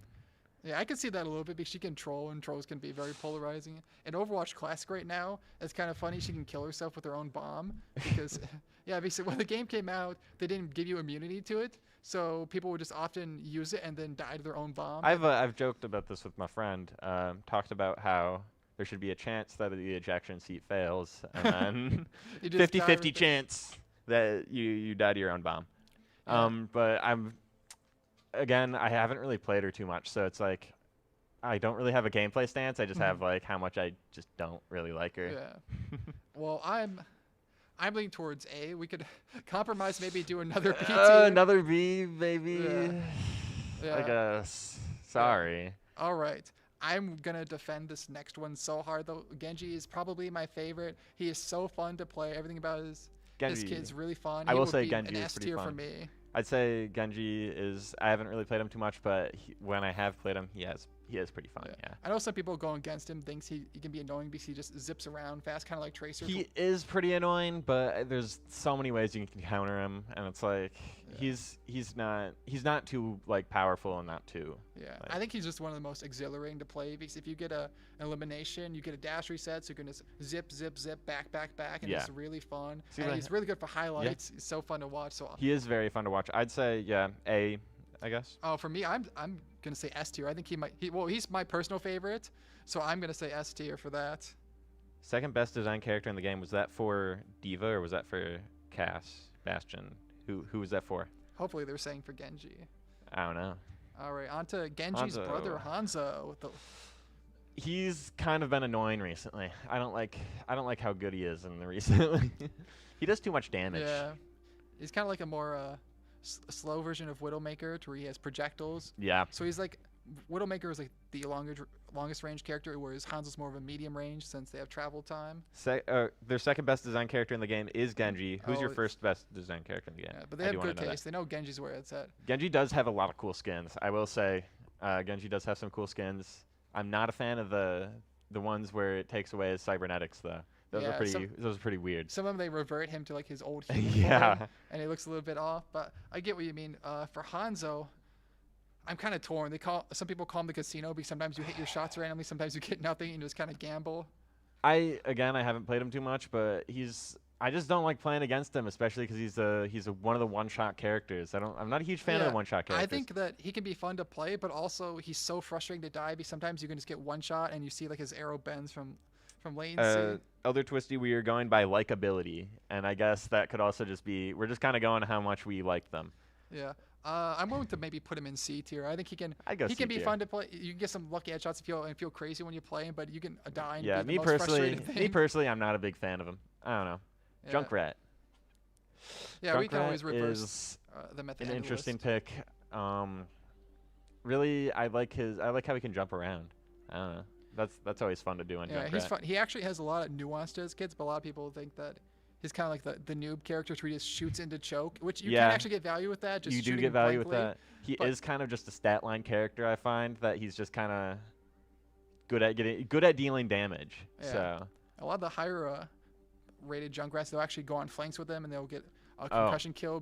For squishies, unless they change it, you can use his primary fire and mine and one shot a squishy like that. it does do. Yeah, he can do crazy damage, and he has really good mobility. So I don't see him going on too many flanks though. But I don't know where I would rate him for this. Yeah, I know personally in the community there's a massive amount of haters. I get it. I think he's okay. He can be fun and goofy to play, but I also know similar to Hanzo, you can feel like he just shoots around a It's corner. hovering around C tier right now. I'd say sure, why not? I'd say C tier. Yeah. Yeah, I think that he might be C tier. Like I think he can be goofy to play once in a while. Lucio, I gotta just say S. I Oh. really like him. I'm not too good with him, Yeah, I but think he's a lot of fun. he's one of the most fun supports. He is probably a header behind Genji. I'd put him behind Genji. I personally might say 8 tier, but his wall riding is super fun. I think no, Genji, Lucio's more just fun. too fun for it. I don't know. He's Yeah. too fun to be A. I'm willing to say that though. He is. Well, we'll see how as we go along for the other supports, but I think he might be the front runner for Yeah. how fun the supports are. So May. Oh, the Ugh. devil herself. It's really funny though, because out of those 77 loot boxes, I think I got like 3 legendary May skins, and it's like, okay, maybe I'll have to just play them just because I have these skins. They're really annoying to play against, but they're kind of fun to play. Yeah, I know a lot of people traditionally hated Mei when Overwatch 1 came out, not to keep bringing it up, but she used to have perma-freeze. Now it's on a perk, but it used to be that you could just freeze people and then you would headshot them and they get so frustrated that they couldn't move.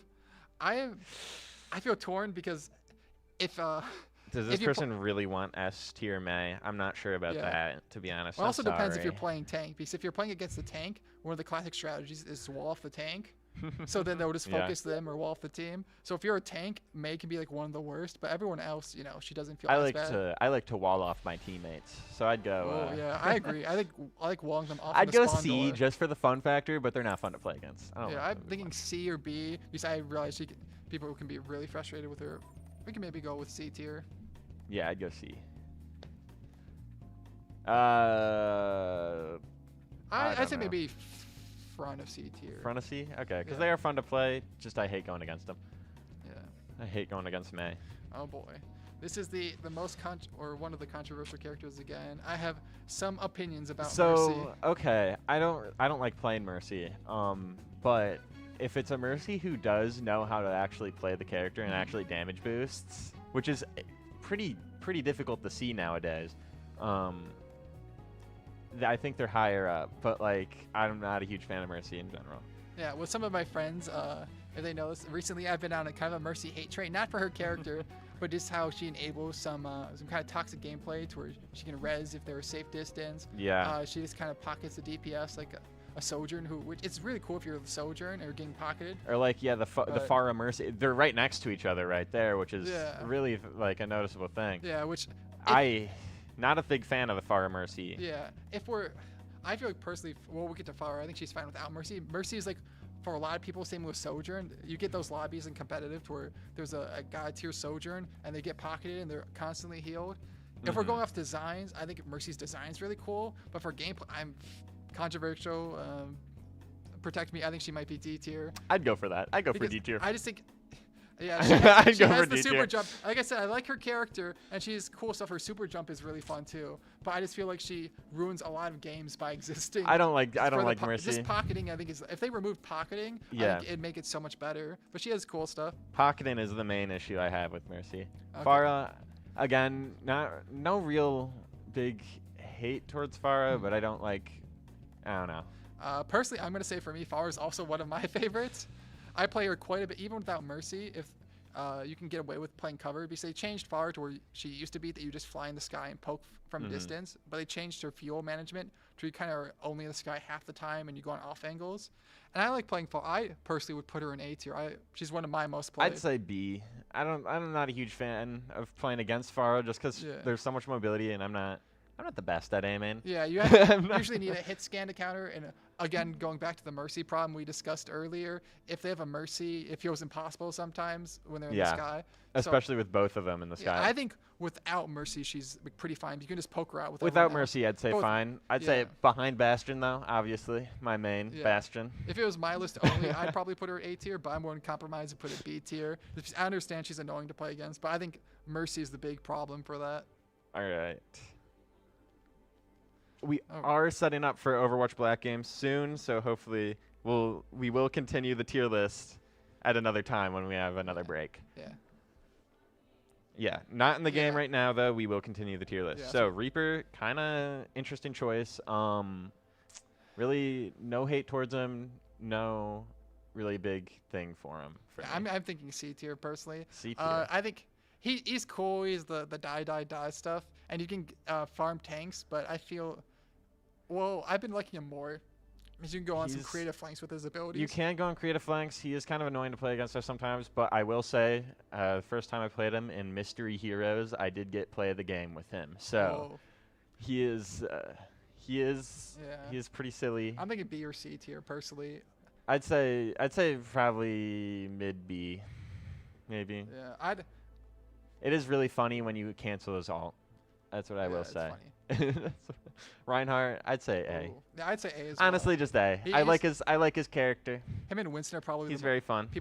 What people like to call honest tanks. So you feel like you usually don't get cheated or there's nothing cheesy that's going on. He's just a fun character to play too. Yeah. I really like his shatter. I really like his pin. Yeah, I really like a Ryan 1v1 when you have the mirror. There's Yeah. the mental mind games of blocking shatter to drop your shield and Exactly, try to bait the yeah. other person. You say, are they going to shatter now? Am I going to shatter first? Can I block it? So you just always have to think with him, despite him seeming like a simple character. Roadhog.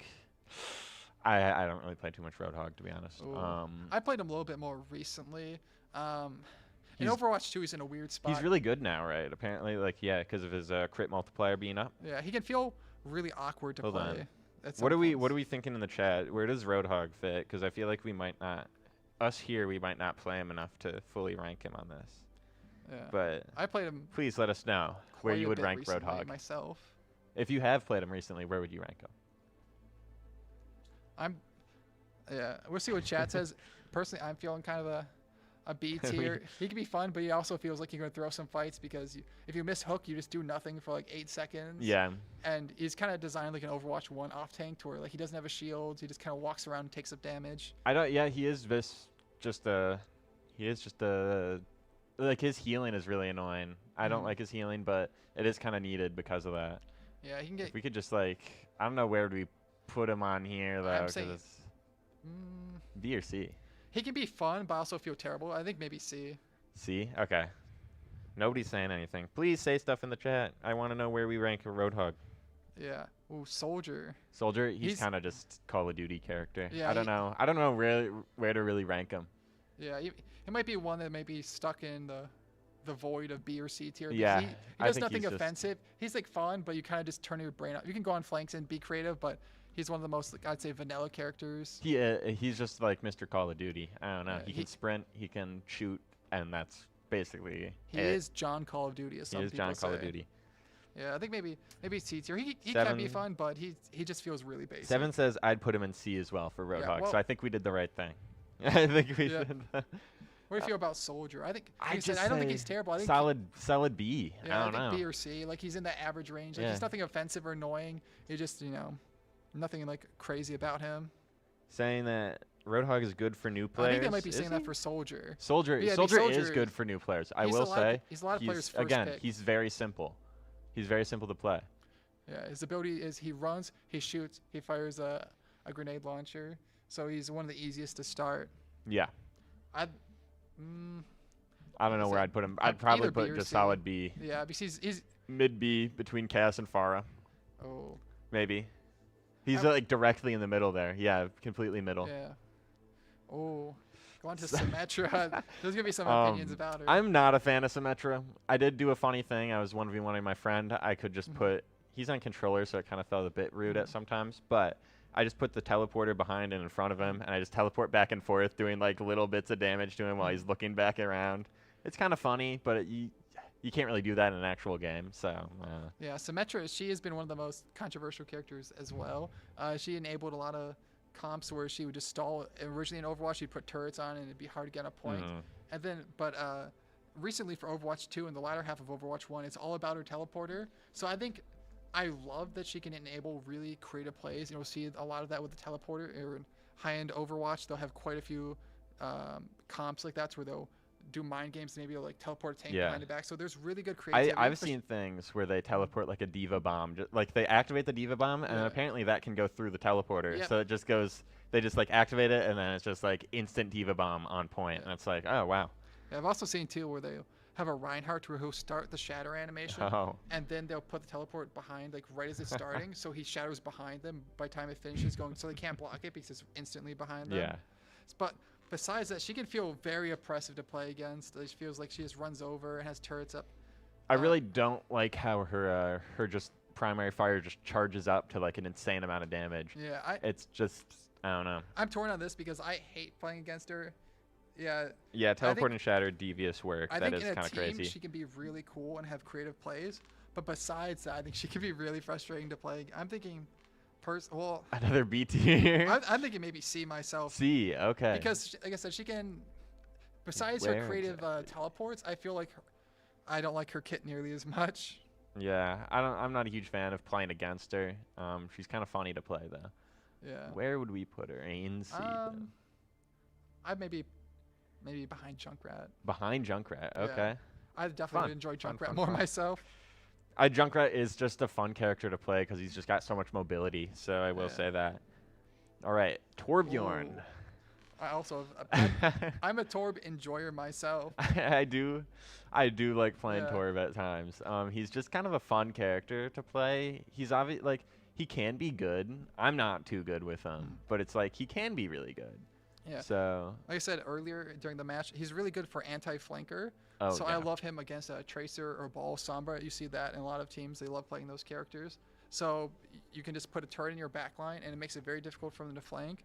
I will say the hammer perk and the Yeah. hammer kills do boop him up higher for me. Yeah. Some people think he's a troll character. I'm I would personally leaning say- towards like A tier, honestly. I think he's really fun. I was thinking A, but I was like high B, I'm maybe gonna low say, A. Yeah, I'm gonna use my bias and say like I push him miss- towards A. He's I just miss old fun. Torb. I think old Torb was really funny because it was like you had to go around collecting like Yeah, scrap, He had a meter. and it was really kind of funny. Yeah, I played that in Overwatch Classic. It was just like a really weird thing because it's like you have to go around collecting all this stuff, and it's like okay, Yeah. it's a bit strange. I guess projectile has a little arc on it too, so you have to angle it up. People Yeah. call it the Cheeto because it's like a molten boat.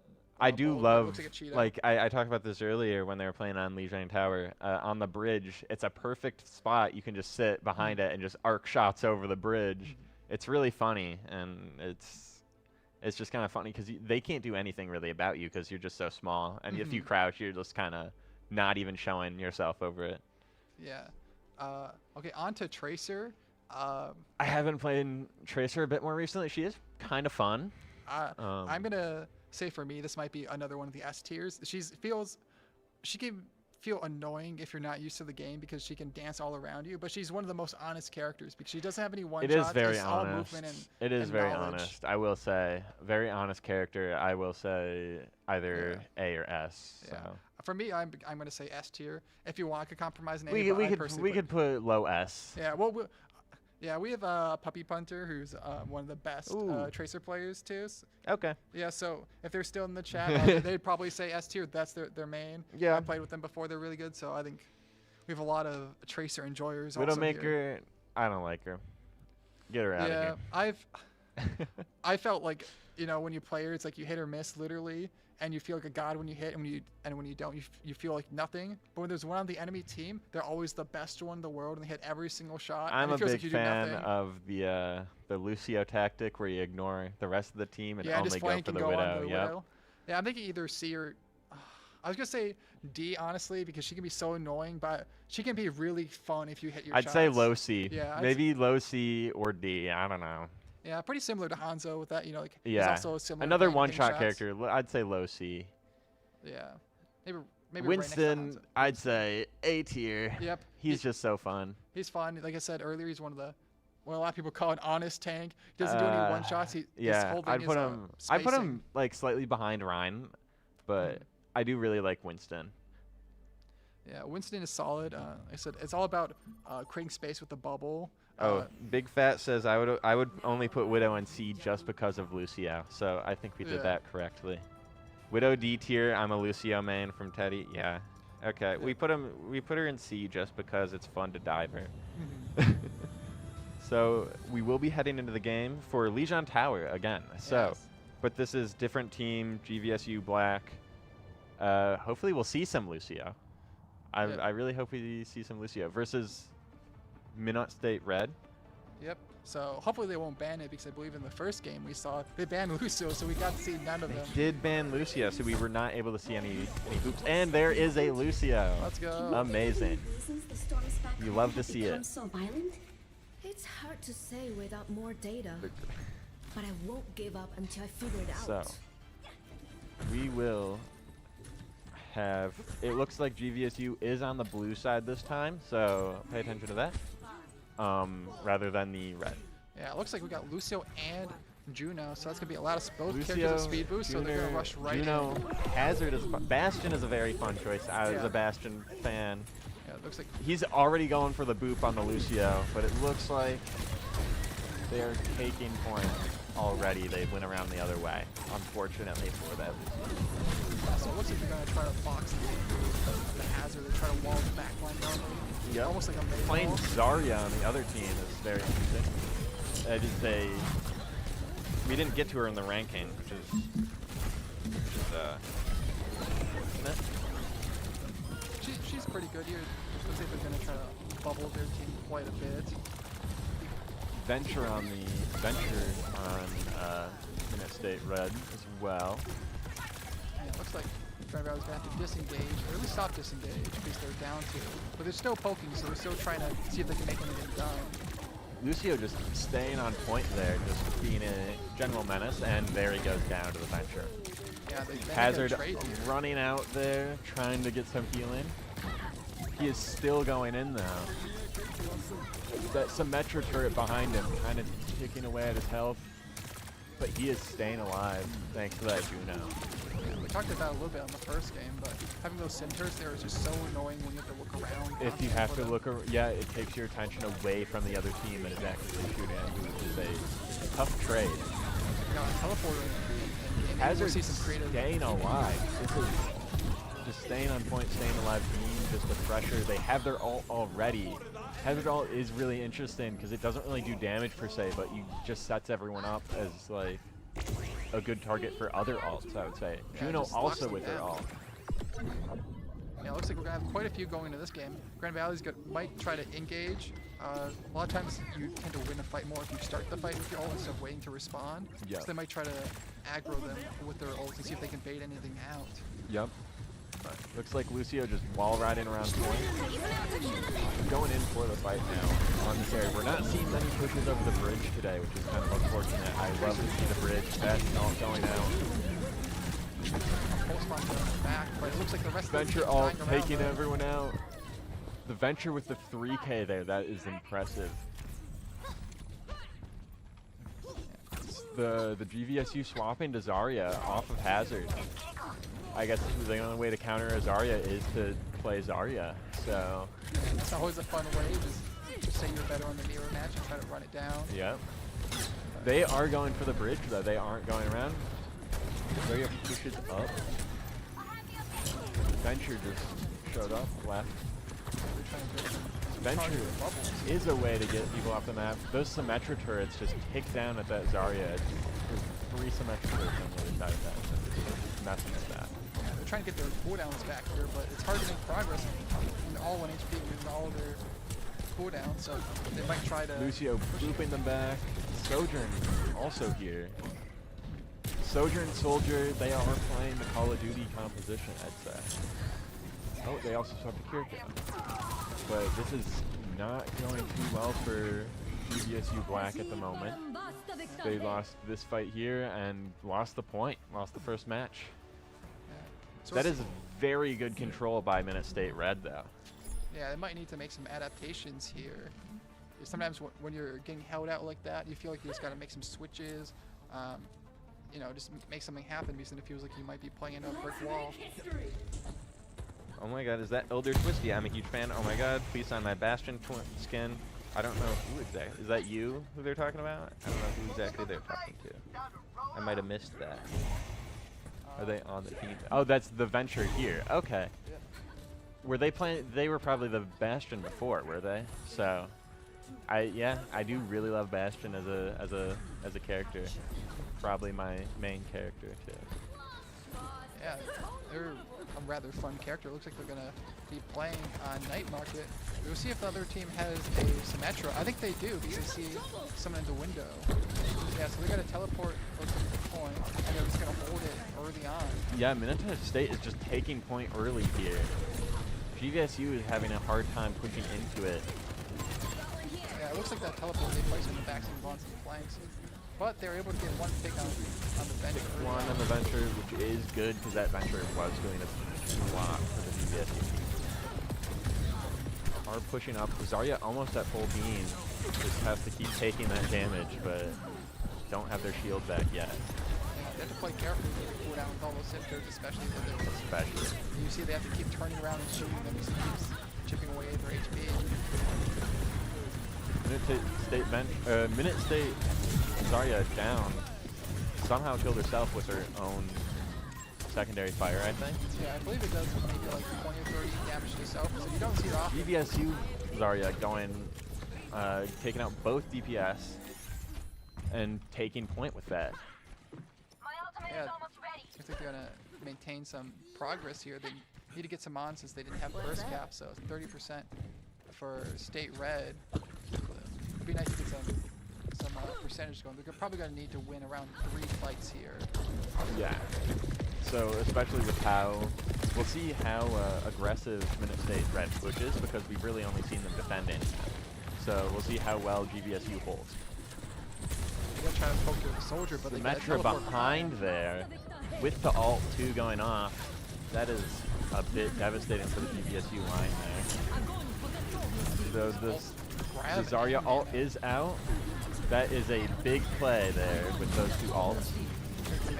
Looks like they get solo ult. Zarya ult did get soloed, but they do just persist through it. So that is a fight win for GVSU. It got a bit messy there, but 2 ults going off. Yeah, they used their grab and their nano, which are massive ones. And then secure the fight, so it's worth it. Symmetra and Zarya on Minute State both use their ults too, so I feel like they're kind of even at the moment. It looks like they're trying to hold point because they know they have a sim, so they're scared of the TP going behind, so that's why they're backing up point and not moving behind, because they don't want to get flanked. So Kiriko rush here. They are pushing ahead with it, trying to get some pressure on Minute State. And it looks like it did make them fall back a bit, so now they have this space to push up to. They just have them in that choke there. So they do just have to watch out for that Symmetra teleport onto point. That could ruin their setup that they got going. Yeah, so they use rush those, so they got the engage to push them out. But now, so Kiriko on Minute State Red rushing here. Symmetra in the back there with the Venture ult. That kind of takes the fight there. But that is basically all of Minute State ults. So. Yep. They'd rather play it safe there and overcommit than undercommit, because if they didn't win that fight, they'd lose, since it was 99 for GVSU. The Wu Yang ult also went off there at the end. It didn't get anyone there, I don't think. But now GVSU just has to push hard here. Yeah, they got a little bit of time still to play. Probably about 2 fights looking up here. I forgot Sim, they added a perk where she can have a little shield.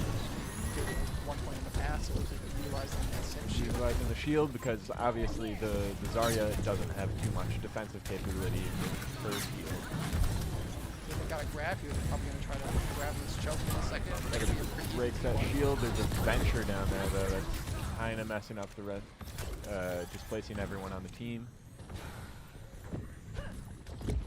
They are going to regroup. They have to move in now, though, because if they lose this fight, I do think that we will. Solo ulting on the Zarya there. Both are solo ulting. Zarya almost down. Just getting healed there. That Symmetra, those Symmetra turrets are just picking down at their health, just preventing them from getting their regeneration. The Kiriko rush is out, I think. Saw that go. Yeah, it looks like they're going to be able to get the fight. Venture just stolen on point. Symmetra ult on point as well. We'll see how this plays out for these teams, because they're both at 99, capped by GVSU. Now they just got to win the fight. Overtime with fast characters. Gotta just stop the Minute State Red onslaught that they have going. Yeah, 3 down. It looks like it's going to be. Looks like it might be over here, and there it is. That's 1-1. GVSU Black 1, Minute State Red 1. Yeah. Minute State Red held. And they pushed aggressively there, but GVSU did just like have the ult advantage on some of the times, so they were able to like capitalize on that. I feel like that they're evenly matched, because I feel like they both won with like a lot of ults being used. Yeah, it looks like we're finally going to go to control center. We have not seen this We earlier have not seen because it was 2-0. Yet, So, yeah. so we'll finally see this map. This one is a little bit different for the other games for how they play. The other ones are outside. This one's way more enclosed. So you'll see way more of the rush comps, or even some Hoping jump we rat can or see May. some. Hopefully Ana gets some good sleep. Oh, they have the pillow spray, so hopefully they can get some good sleep darts in. Zarya doing her Zarya jump around. Yeah. With the Venture, they're probably going to pair the bubble, so the Venture can go in, get aggressive, and then get bubbles and get out safe. That's the combo that they normally run like this. That's exactly what they're doing. Exactly what they're doing there. The Venture in front, try and get as many bubbles as they can. They're getting poked out quite a bit. So they just got to get control of the point here. One thing I've always found interesting is the fight never really happens, I feel like, on point on this specific map, except for this happening here, I guess. But it usually happens in that part up the stairs and all that, or like at a doorway. I find especially the first fight, it's usually takes up on the stairs because that's the high ground, so you don't want to be fighting when everyone else is above you. So both teams usually rush there to see if they can hold it there. And then a lot of teams they'll hold on point, but they'll have a lot of people just sit on the stairs as well. Venture, Minute State Red Venture just popping out of the back line here, barely living. Bubble is Fully charged Zarya is just, yeah, they're doing some damage, but they're just not finding anything. The support's just healing everything back up. Now it looks like we got a switch to Soldier. It looks like he's going to try to go for a flank here. Been a Soldier just destroying the turret there, going for the flank on the Symmetra, but it looks like the Symmetra got away. Is that Nano Czar right there? Is that what they're Nano Czar. Very good choice if you're fully charged up. Kiriko Rush also came up. Not sure. I don't think so. You gotta try to hold the stairs as well, try to get some poke. They just gotta, they do have to get some picks on the Minute State Red team. There's the Kiriko Rush. Hopefully take this point here, and it looks like they do win that fight there. Yeah, so they use the rush there, but secure the fight. Like I said, it's always worth it if you can secure the fight. You don't want to waste an ult if you don't have to, but usually it's always a fair trade if you win the fight to use your ult. GVSU Zarya coming up on their ult right now should be able to way to, they could definitely use that to stall, and it could be a good way to keep them off point. Might use it here to just to get the Zarya down. Zarya is a, Zarya is a very aggressive pick on like all these things. Zarya counter ulted there. See, they were both grabbed, but since the other one grabbed first and they were able to get a kill, so then most of their team, even though they grabbed 2 and got a kill on 1, and their team was grabbed and they 4, they got more value because it was at the start of the fight. Yeah. So they all just sat there and grabbed and didn't die from it. And then that looks like another maybe fight win for GVSU. So Minute State is coming back now. Yeah, fairly neutral on the ult economy. Both of them traded about 2 or 3 ults. Anna with the Nano though. On the Kiriko, it might have been a mistake there. They might have just jumped in the way. I assume it could have been going for the Zarya, which is unfortunate. But the Kiriko looking like making some use off of it, getting the Minute State Kiriko in the process. Sometimes that happens with Nano. You aim for someone and you the Lucille who jumps right in front of you accidentally. Exactly. It can be a pain, but it happens. Minute State swapping to Mei to wall off, which is interesting here. Yeah. Hopefully to just trying to wall someone off. So they're probably going to go for the Zarya here because she has no movement ability. So the Venture they can still drill out there. The Zarya just sits there and takes the Mei does seem to just be walling choke points here. I'm not sure. Kiriko Rush comes out. This could be. There's a retake attempt going on. I think they are capping the point though. They are touching it. Soldier ult goes off. Ana, GVSU Ana died somehow. Yeah, they would have flipped the point in the back. It's like if he was gonna have to reset here. Yep. Probably should just Soldier jump off. just outside there. He's just getting around just so he can regroup with the team. Remake it. I thought he might get staggered, so I thought they were gonna jump off, but they were safe. They weren't chased at all. They were on the side. GVSU just has to be aggressive here to get that take there, because if they don't, this could be the end of that. Yeah, this will be the last fight of the game. Whoever wins this will win the match. Kiriko rushes out, going up those stairs, but they don't go through it. I think Minute State just falls back from that spot when they see the rush. They are capping. If they just keep them off point here. Zarya, Minute State Red Zarya rushing in, trying to stall out. So they're trying to get something down to their one Nano ult can't get anything without support.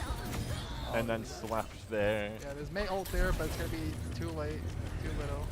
They're just stalling at this point. Yeah, they just gotta somehow get it. Zarya ult is ready, which could be. Yeah, there's gonna be GVSU Black taking it 2-1. That was a close one though. I will say they had moments where they had to push aggressively into the point just to because it was kind of a win or lose situation at that Yeah, point. it went basically the whole distance there. Last fight for both, where that fight was starting at 78% one, and it was 99 for GVSU, so whoever won that fight was going to win, and it was the third point. Exactly. The whole distance for this game. That was a very that was the win or lose situation there, and they did pull it off. That's all. So Yep, so. cutting back to us, we can the Zarya pick is both. Zarya is a very aggressive tank. Yeah. It is tough to deal with a Zarya if they know what they're doing. So Yeah. I think she's really fun to play as well when you get that high charge, you can just beam people down. And also, she's really good for team play, because what you want to do currently in Overwatch is you don't want to use her personal bubble because you have a longer cooldown. I believe it's 2 seconds shorter to use on someone else.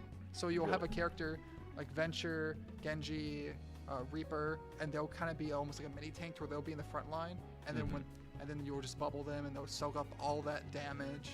yeah. And then they can get impact, with like Reaper just shooting them, or Genji able to secure a kill, and then they just. And then that builds dive up back. that builds up your charge as well, just by shielding them as they get shot up. So it's a really interesting playstyle. I don't play Zarya too much, but I have played against her. It's pretty annoying. Yeah, I think it's a lot funner or more fun to play against in teams, because if you play solo, you don't always know if a random, if they're going to properly sync up with you and coordinate and jump in and you bubble them. Sometimes they just expect you to sit there on the front, and Zarya's not good if you just only use personal bubble, because it's a longer cooldown, and then everyone just shoots you. And she only has 400 HP, I believe, so she's one of the weaker tanks for HP, so she needs to get a lot of value out of her bubbles. Yeah, Zarya is from what I have played with her, she's a kind of tough tank to play, but she's very powerful when you get her down. So A lot of team synergies there going on as well. I'm surprised they didn't try to switch with the counter. They just went basically with the mirror. They both went Venture Zarya, and Venture, Zarya. Ana, right? Yeah, Zarya, Venture, Ana, and then I think Kiriko as well. I think the only one that was different was the Mei and the Soldier. So Yeah, a lot of times you'll see Ana and Kiri play together, because Ana has the nade, but Kiri has the cleanse force. So oftentimes, if one team does it, the other will mirror, because they want to anti the enemy team, but they also want to cleanse it. So those two are often paired together. Though I think Minute State Red was playing Wu Yang a bit. Obviously, new hero. New hero does a lot of damage and can heal a lot, which is a big thing for a support. There's some pineapple love in the chat. Awesome. Thank you so much. Yeah, we got Puppy, and we got Big saying, who loves pineapple? I think pineapple is great. What do we think about pineapple on pizza? Personally, I like it. It's a good take. I know it's controversial. I think it's good. It's good. I mean, if you don't like it, sure, whatever. But I like it. I'll order it on my pizza. Yeah, people say it's a fruit, but tomato is also a fruit, and it can go well as long as it's not, raw. It can go well. And if you put too much, it can be bad, but it's usually pretty good. It's a mix between between salt and the sweetness of the pineapple. It's great. Yeah. Yeah, tier list. The tier list. Let's get back to it. Who was next? I think it was Zarya. Oh, Zarya. Again, don't like playing against her, but she can be very good if played by the right person. I'm thinking B tier personally. Sure. Yeah. I mean, I never say she's my favorite team, but I think she can be fun when you get high charge. Honestly, I do think she's really annoying when I play when I'm playing some characters. But if you just play a character that can just burn through the shield and then burn through all of the health, it's pretty easy there. Yeah. Also, like I said earlier, in the team synergy, you can do really cool stuff to where you can coordinate bubbles and have other characters dive right in. So I love that for team synergy. And solo play, I think she can be a little bit worse to play, because you don't know what your team's gonna do, and she relies on you bubbling her teammates. So I personally would say B. I'd say B, I guess. Yeah, I'm going to say bottom if you don't like her as much. I'd go bottom B. I haven't really had too many issues with her. It's certainly when I play characters without good movement is when I really don't like her. Is just because the fully charged beam is just tough to play against. Yeah, I feel like it actively punishes you for shooting her, which is kind of unfortunate. But the shields don't have much health, so you can just burn through the shield and then hopefully burn through her health. All right, let's move on to Zen. Big Fat saying she's one of my least favorite tanks, to be honest, though I prefer Brawl tanks. Yeah. Mercy with the Guardian Angel perk is basically Thanos. I don't really. What is the Guardian Angel perk? What does that do? I don't play Mercy. I forget if that's one of the new. I also don't Is play her that- normally. Can you explain it in the chat, please? We don't play Mercy here, and Yeah, we normally I rated her know in most of D, them, so but that's I pretty forget what the obvious that we changes. don't play her. I really like Zen. Yeah, we can do Zen while we're waiting to hear back from that. He's really good. The only thing I don't like about him is Discord can be oppressive for tanks because they can just sit it on you and keep it on you. So the thing is with Discord, I feel like it's tough though because Zen is such a weak character in health that he can just be like instantly like killed if you. And then Discord also is a line of sight thing, so obviously he has to be out there. So I'm a big fan of Zen as well. Like I said, I just feel sometimes it can be oppressive to the tank for Discord because in competitive, some people think that's the best thing to just sit it on him. But he's also fun because he just has a high DPS. You have to hit your shots. Very high DPS. It is very fun. I think it may be A tier for me, like the bottom of A. I'd say ahead of Torbjorn. But A is definitely where I would put him, I guess. Yeah, I think that's pretty fair. The Puppy Hugger says that the Mercy with the Guardian Angel perk is Thanos.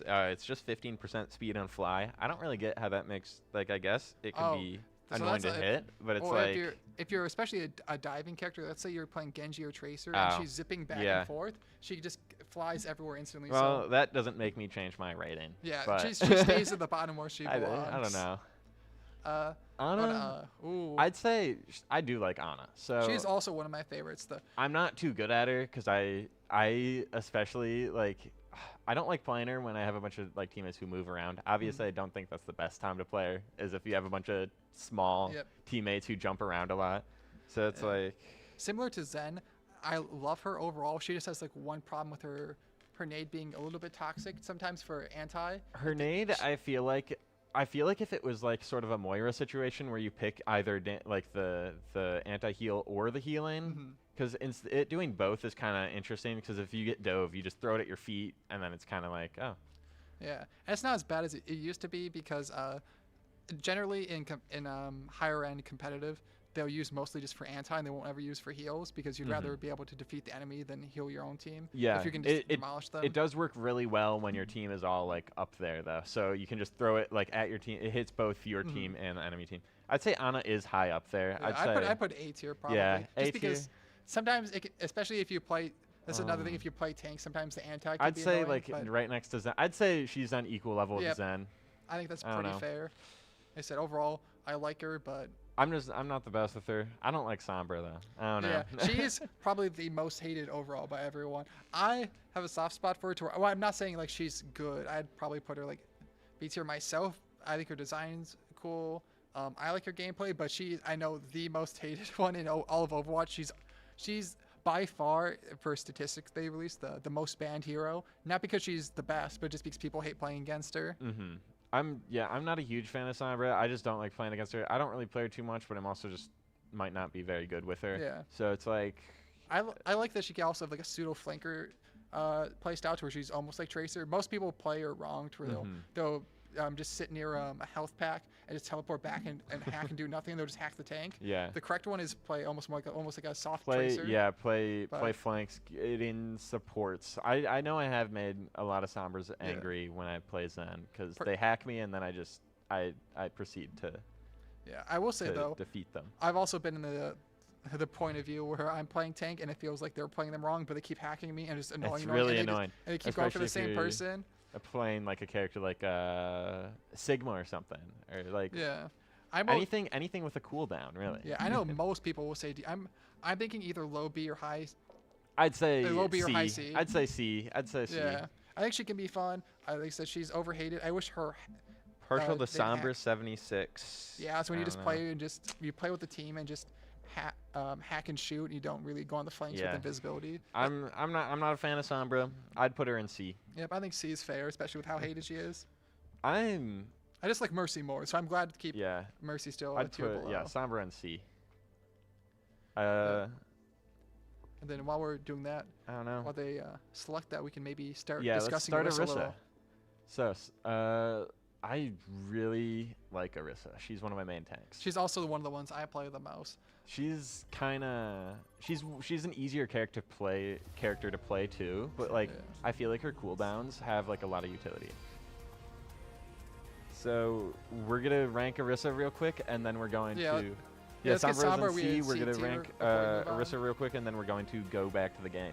Yeah, I'm gonna. I'd say Orisa in low A maybe. She's not like Yeah. too. It's I don't tough thi- because she's kind of really good. Yeah, I'd say either low A or high B. I know some people think she's boring. I like. She's kinda this- boring. I like her the cycle of her cooldown, I'd say low A. but Puppy Hugger, Orisa S tier. I wish, but like I do really like Orisa, but Yeah. she's kind of like nothing character. I feel like because she's kind of just like a good counter to a lot of things. Yeah. All right, back to the game though.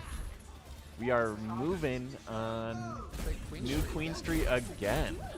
Yep, I think for this tournament they might have the same map rotation, so it's consistent. Yeah. So we might see a So lot it of looks like we LiJiang got and Queen Street. Genji, Bastion, Juno, Hazard, and a Lucio, which is going to be interesting because this seems to be more of a dive now. Yeah, it seems like what they're gonna try to do is speed in, use the Hazard wall to try to force them in close, and have the Bastion just smelt them when Bastion they're walled in. is Bastion going to use his grenade jump? I didn't see him use it. I wonder if he will. I missed that first. Yeah, that's so fun for movement. You can do some really creative things. What's the other? Oh, going against the Sigma here. Sigma's fun. Yeah, Bastion just really didn't do anything there with the kinetic grasp. Yeah, looks like the Genji's gonna go and get a pick. Hazard going around, hopefully for the flank there. Hazard getting the Hanzo. Yep, having to use his cooldown for Sigma here is probably gonna die and get staggered. Though you don't want to see Sigma that for your going team. down there. Genji just sitting on point. Bastion coming back after dying. Juno's landing one out of the Kiriko.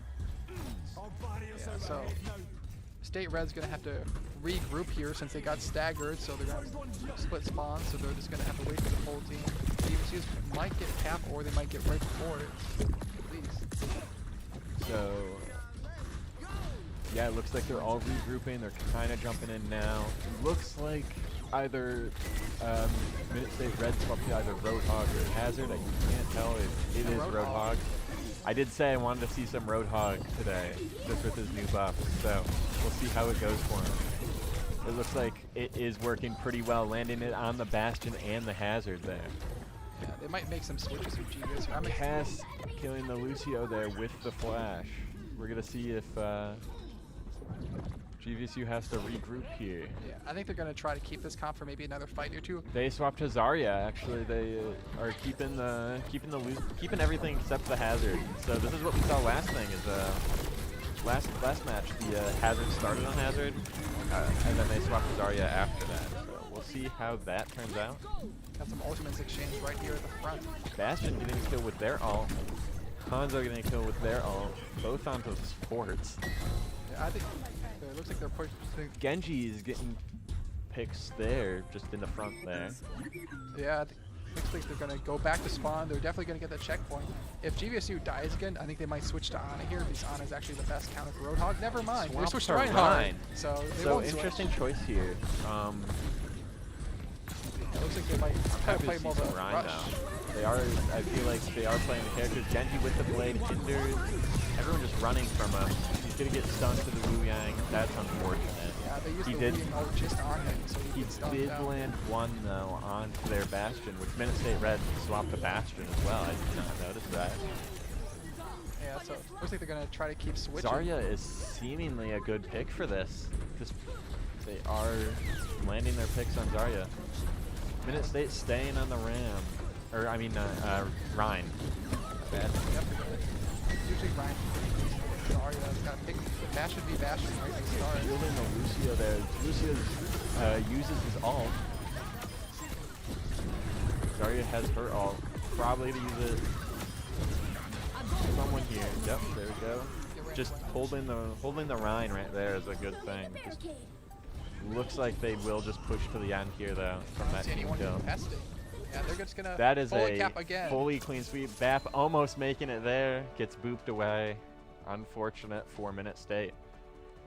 Yep, that one was That was a. not as close as the first game. That was. Yeah, not as close as the first game, but very good performance from GVSU Black. Just constant like pushing. I feel like the Zarya is kind of their secret weapon there, just because the other team just could not counter the Zar. Yeah, they made some switches, but at that point they had the ult advantage, so they were pushing in to grab. And then I feel like the Genji was also doing so much there. The Genji was. We've been seeing a lot of Genji plays on New Queen Street tonight. There was a lot of Genji. So we're going back. We're gonna get. Yeah. So we're trying to get into the Overwatch Blue game right now, really fast. They're starting now, so we'll try to get in there.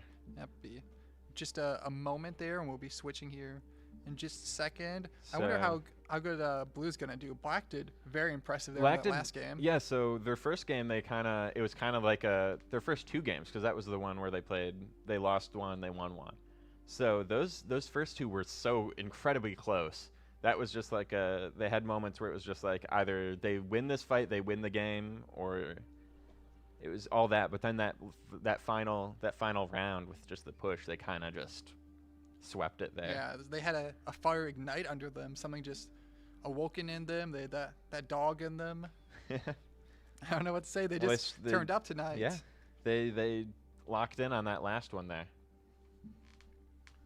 So Yeah. Yep. So. we'll see if we can get into Blue's game. Yep. Should be just another minute or two. Just changing Hopefully. some stuff around. Yeah, we've been seeing a lot Second of. chair. So we have the chair because we're having a Yeah. technical difficulty with my Don't broadcasting worry, mic. I can stand. Yeah, so I just switched to this microphone, which is I have a cable I have one. the headset microphone now. So Yeah. So this is just a temporary thing for tonight. Don't worry about the chair. Yeah. So. that is very rude. Yeah, if you could provide the cash for a second chair, Yeah. If give it right to me. Yeah, I was gonna I'll say, buy a chair. if you want, I can send you my my PayPal or my Venmo. Yeah, I'll send. and I'll send definitely get it. I'll send a link to my Venmo in the chat. Yeah. If anyone wants to contribute to GVSU Esports, I will definitely forward all the money from my personal account. Definitely Yep. will not stay there. I'll buy a new chair for myself. But we haven't seen a lot of Genji on the new Queen Street, and the Genji has been kind of dominating on both of the matches we've seen on that map, which is kind of interesting because I feel like they haven't on those maps. They haven't been like playing Genji how you would think Genji would be played, just in the back line flanking. Yeah, it's doing some of that hybrid brawl Yeah. style I was saying. And it's interesting because Zarya is a counter to Genji, but also is one of the best combinations to support Genji. So I think one of the reasons you're seeing so much is because you see the Zarya just constantly giving bubble. So Genji will go in the back, just get free kills while they're getting bubbled, and just give all the support and resources to the Genji to try to enable them. Yeah, it's interesting though because the Genji has been going kind of crazy on the new Queen Street today. So Yeah, as you know, I'm always here for Genji, so I'm glad to see Genji get some playtime. we did rate him S tier on our tier list. So Yeah, do love the Shimada man. we'll see if there's gonna be any more Genji gameplay today. Yeah, I'm hoping. I know we're seeing Overwatch Blue play next, and then we will see. They were the ones that played Genji the first time. I think that person played Echo and then Genji, if I remember correctly. So maybe we'll see more Genji. Yep, agree. Some W's for GVSU Overwatch. So far, both teams have won, so we'll see if Blue team can as well. Yes, especially it has been some close matches though, so I think it's very exciting to see this. Just that last match, Minute State played very well on those control, but they played very well on control in general. So it's just they had good just defense. Like I think that was the point that they were the best at, is when they had point and they were just able to just hold there. Yeah, you can see at GVSU they did have that point control for a checkpoint, and when they get that checkpoint, they get the closer respawn. So Yeah. So even though they died a few times for team fights, they were still able to not lose that spawn advantage most of the time. So even though they died, they would just trade back and keep going slightly further each time until they're able to push it all the way through. Yeah, it was. I don't know. It's I don't know too much about push because I never vote for those maps, but they win quite a lot. So it's push is not one of my favorite modes, but we do have the tier list. So let's bring that back up.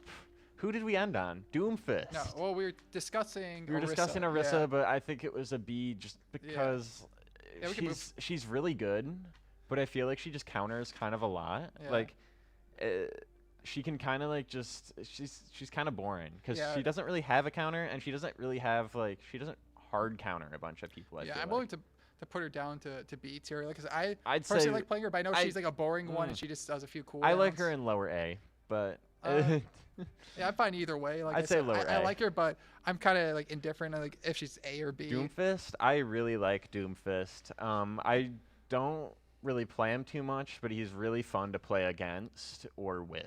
Oh, so it's like I'm gonna say here I'll disagree. I'll say I like playing him, but I will always vote to ban him. you will because- always vote to ban yeah. Doomfist. I don't think he's that bad though. Oh, specifically just a lot of the ranked stuff I play, like there'll be people who shoot him If when they're not people, supposed to. and you see- yeah, Well, my core issue with him is that he just constantly stuns and CCs you. So it's, Mm-hmm. I believe, only a 4-second cooldown for punch. So like he'll punch you, and something else will happen, and you'll get punched again into the wall, and it just feels like you're not. I will playing say, as much, yeah, a so- good Doomfist player it can be a bit oppressive to play against. Yeah, So probably the. I would say maybe B.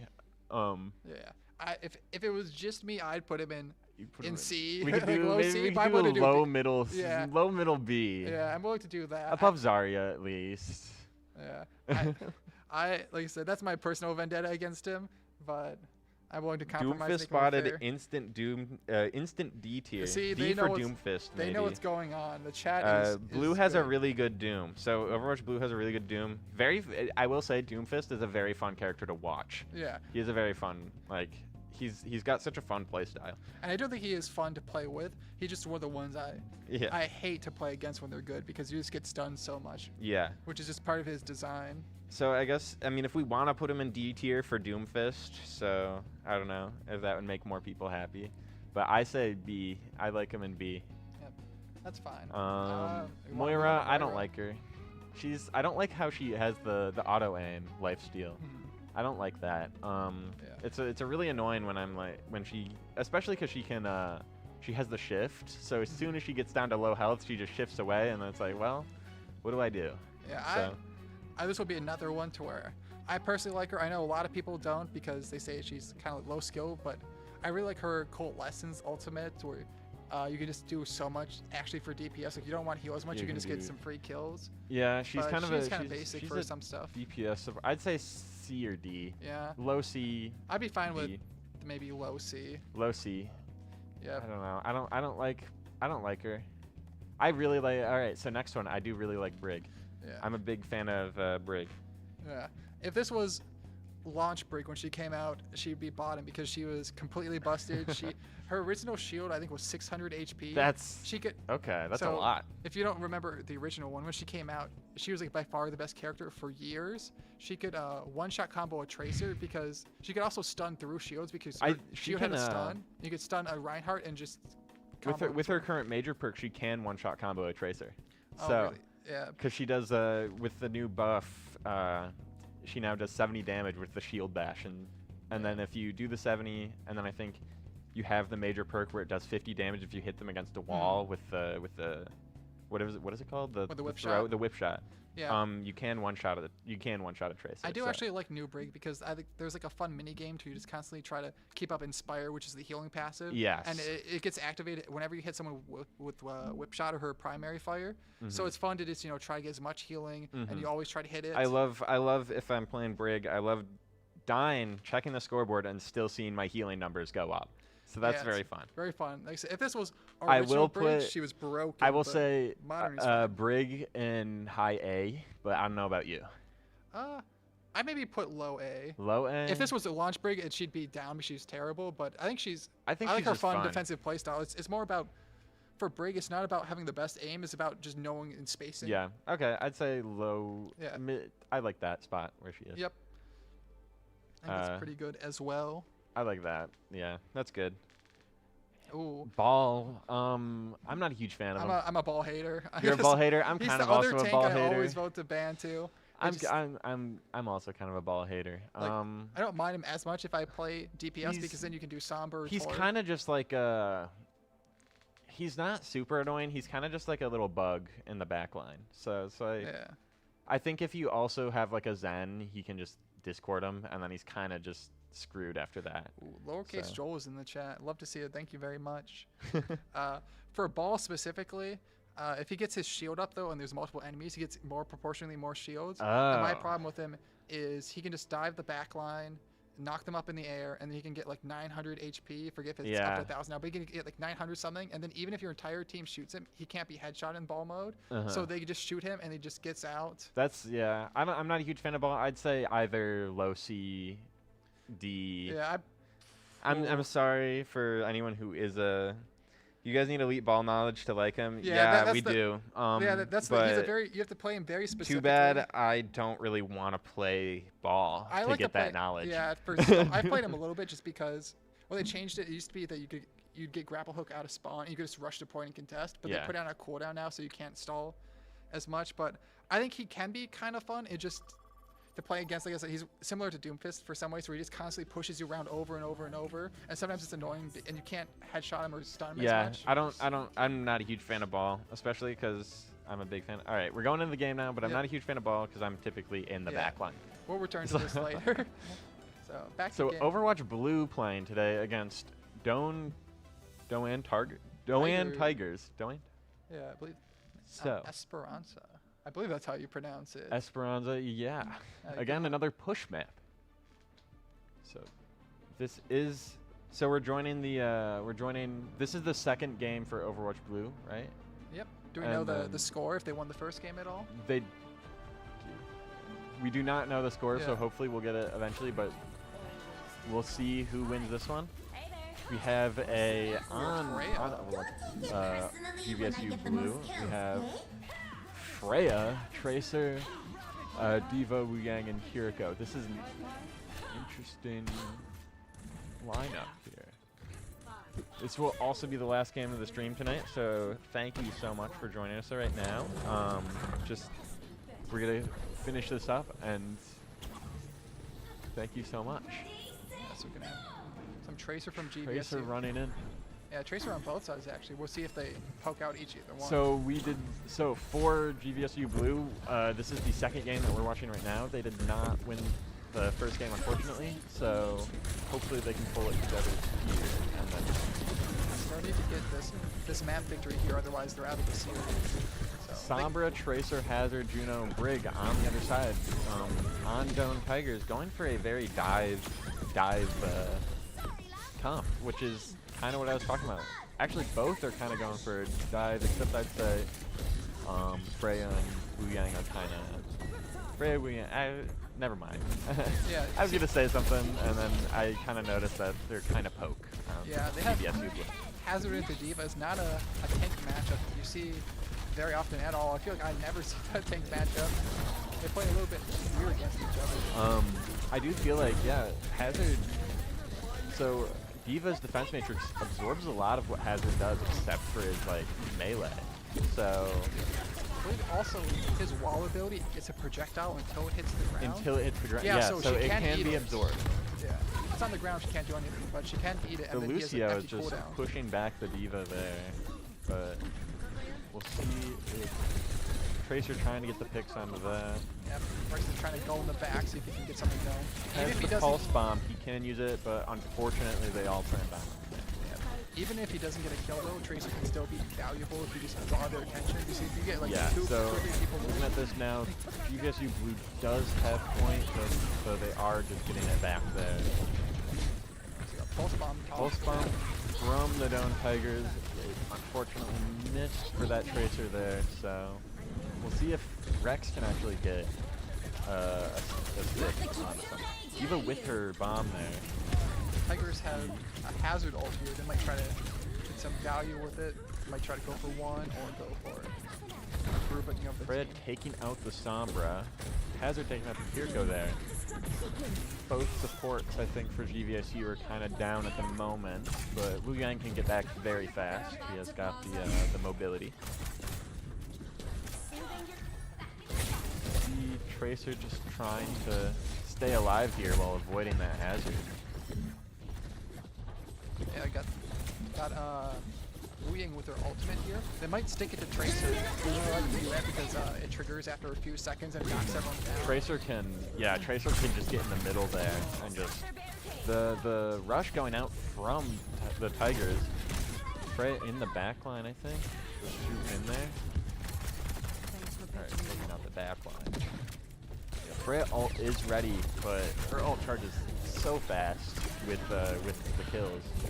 Might try to combo with a Tracer ult here, see if you can group them up and then finish it with Pulse Bomb. Pulse Bomb is one you get so fast and it misses so easy, so you just sometimes toss it out there so you can get any value. Yeah, which I'm surprised they haven't used it yet. They have been just holding on to it for a while now. The D.Va ult has went out.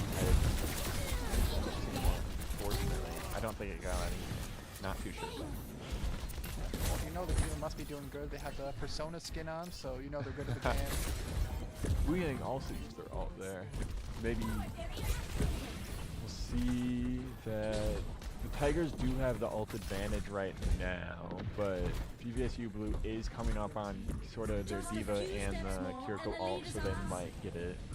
I'm thinking the Tigers might be saving beat for the Freya ult or some kind of huge ability. I'm thinking it's probably for Freya ult and Tracer ult, because they're probably, like you said, they might work it together.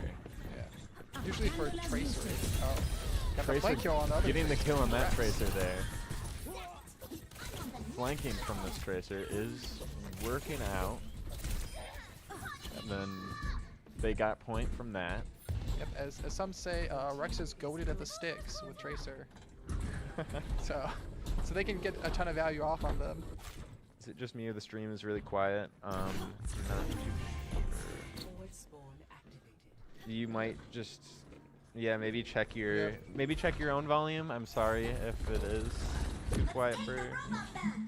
Let us know. Is it the stream or is it like the game or is it us? Yeah, or the microphones. Anything specific or overall volume? So please let us know. We are still. This is the first time streaming Overwatch, so we're still going through some things. Kiriko ult out at the start of the fight. D.Va has her ult here. That can be very good, but also can be avoided decently easily, especially with the hazard there. D.Va ulted there, I think, just to get her mech back. Yep, sometimes it's worth it. You don't want to get staggered and stuck in baby D.Va. Yep. So they just did it to remech. Don't stop now. We're So almost in the hopefully lead. they got point here. They might get the forward spawn here, and they might take the lead. GVSU Blue is pushing ahead right here with just the D.Va on point, I think. It looks like we had another person in chat, so the volume is fine. Volume. So Yeah, Bastion sorry. might just You need might to just increase it need to yourself. increase your own volume. I'm sorry to say. Let's get it back. GVSU's holding high ground. Rex is still has the ult there. Yeah, it looks like he's looking for a sneaky play. He's gonna try to maybe double or triple blink into someone to get a stick. Seeing them push ahead, flank the Tracer there. Tracer v Tracer. We'll see who wins this one. Yep. Or like the other Looks like Tracer's they're gonna just taking blink point away. though. Yeah, Rex is backcapping them. They're gonna have to dive on him. BC is gonna get pushed D.Va for free. landing one on the Sombra there. This Putting fight- the spray too. This fight is so spread out. You see the Tracer all the way on point. They're everyone all else is in the middle. playing they're all playing characters with high mobility. I feel like so it's pretty hectic fight. The Hazard's jumping all over. Bash is jumping all over. Tracers are blinking everywhere. It's going every which way here. Rex is still holding on to the single spawn. I wonder what their target is. I feel like there's not really an optimal target because everyone has a mobility or escape tool except Bath, but he still has immortality, so he might try to stick holding that. onto it there. Hopefully they can finally find a target because I feel like they could have had multiple ults go out in the time they've held this one. They have been holding on to it for a while, but at least Pulse Bomb isn't one that usually is the highest impact. You usually, you know, like I said, you just try to secure one kill with it. Sometimes you can combo it, but usually it's like you just use it. They really only have one target they can go off of though, because really only the Hazard kind of not avoid the Pulse Bomb. Yeah. So they really have to just land it on the Hazard there because Bath can obviously Mortality Field. Kiriko can just teleport away or cleanse. Looks like Bath placed his ult right there just to hold GVSU back. Yeah, but they're as behind points, so, they're or behind the pushing. bus, so they can still keep pushing for free until it So gets around maybe the corner. a bit, some unfortunate timing from the Tigers there. Could have held on to that back wall until they had to push into more. Yeah, you would have loved to have the map wall here right now. At least now they're friendly. Yeah, now Kiriko also plays down Rush. The Zarya pick from the Tigers just to hold off maybe on to maybe counter the D.Va here. But it looks like it may have worked out because they have wiped out. Yeah, they're GVSU still Blue. investing some ults there. I saw Freya use it, but they're gonna go Diva down. now but- has her ult though, so it looks like now GVSU does have ult advantage. Yeah, if people would believe it, they do have pulse bomb still, so they can They try to have look. Pulse Bomb, they have Diva Bomb, they have a very explosive ult lineup. Yeah, they can make some combos here. They can maybe throw a pulse bomb in the back and Diva bomb in the front, so they have to walk around and get distracted by it. So they have lots of opportunities here for this. But The Zarya swap though, we have seen a lot of Zarya today as well. So they're probably gonna do it also because she's kind of like a counter for most people for Diva. exactly. Just keep shooting Yeah, the we're Matrix. going to get Diva Bomb here. Unfortunately, a lot of hiding there. The Zarya lands one. Wow. Oh, we get a big pulse Tracer from Rex. ulted, got Sojourn and the back. Yeah, they get double. It was worth holding it. Finally used it after holding it like for the whole game. Very, very good play from them. You know, as they say, we'll take those. We'll get the 2. They will take the 2 there, but unfortunately, the Tigers are just pushing forward. GVSU just not all there to stop the push. They're gonna switch to Hazard though. I think they felt like they're getting bullied by the Zarya. They don't want to keep getting The counter pick to Zarya on the Diva was a good play by the Tigers because Diva can't really counter the Zar. So we'll see if Hazard works any better. It looks like the Tigers are also making Tigers switches. have, yeah, Tigers Yeah, looks like they Cass have and Sojourn. regrouped now. So GVSU pushing the point. We'll see how far they get. They're gonna fight up in this hallway. Not on point though, so they could have someone just rotating on point and being objective. Nobody's on point right now. Nobody's capping it. So we'll see. Tigers are now capping it. So we'll see how far they get before GVSU actually notices it. And Usually you wouldn't have team fights up there because you have one person capping in the middle of it. Kind of like what Rex is doing right now. They just kind of run away. have to. Oh, Well, we no call one that. touching point. So yeah, there you go. Yeah, we call that a Rex got it. We call it a C9 when there's still people available to touch and they just forget to. Yeah. So very good from GVSU Blue with the Rex play of the game there. It's probably. I wonder if it's going to be the pulse bomb attack. It has to. Yep. We'll here see. It is. The replay of it. Oops. Oh my. There we go. There we go. There we go. We 2 see it. from Rex. It was worth it. There we go. It was maybe worth it to hold on to that pulse bomb there because that was a. Yeah. See, was Rex a knew. thing He understood the assignment. Holding onto the pulse bomb was an interesting play, but yeah, it worked out in the end. I will say. Yep. All right. So that means it's gonna go 1-1. So they're even now. So GVSU still has a chance to pull this back. One more match. Hopefully, it's a fun map that they get. So, actually, we're going to see. We're not sure if that's how that works for placement. So we're checking right now to see if they actually play one more. We're checking. I do think that the Tracer was a good pick from GVSU though, because they were able to just like secretly cap point there, and then that match was very scattered, like you said. Yeah, the back cap is great because then they would constantly have just a little bit more push progress each fight, and then they just had so much advantage that they only had to win 1 or 2 fights and they're almost at the spawn. Yeah. So then after that, they had such a lead that they didn't even have to win majority of the time. They just had to kill them in overtime, and they had more push progress. Yeah, they had that. Yeah, there was no. It wasn't a. It was a time-based win. Yeah, it was. So they are playing another one for the tiebreaker for placements. Yep. So we'll see. I'm anticipating it'll be a different game type because we've had push and control always. So we might see maybe a hybrid or escort. I want to say. Though I wonder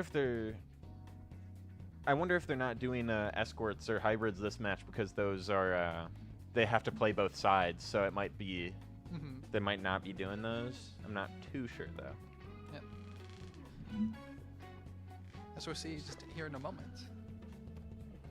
Going on Flashpoint, so that's gonna be fun to see. Yeah, I wonder which one they'll pick. Do you have any favorite Flashpoint maps? No, I do not play Flashpoint enough. Saravasa is one of Saravasa them? is a Flashpoint map. That is a good one.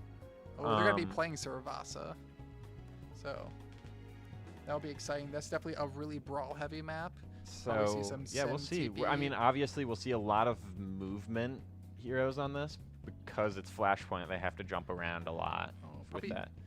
Puppy says this may be Kevster. You're saying Rex might be Kevster? Kevster's pretty good.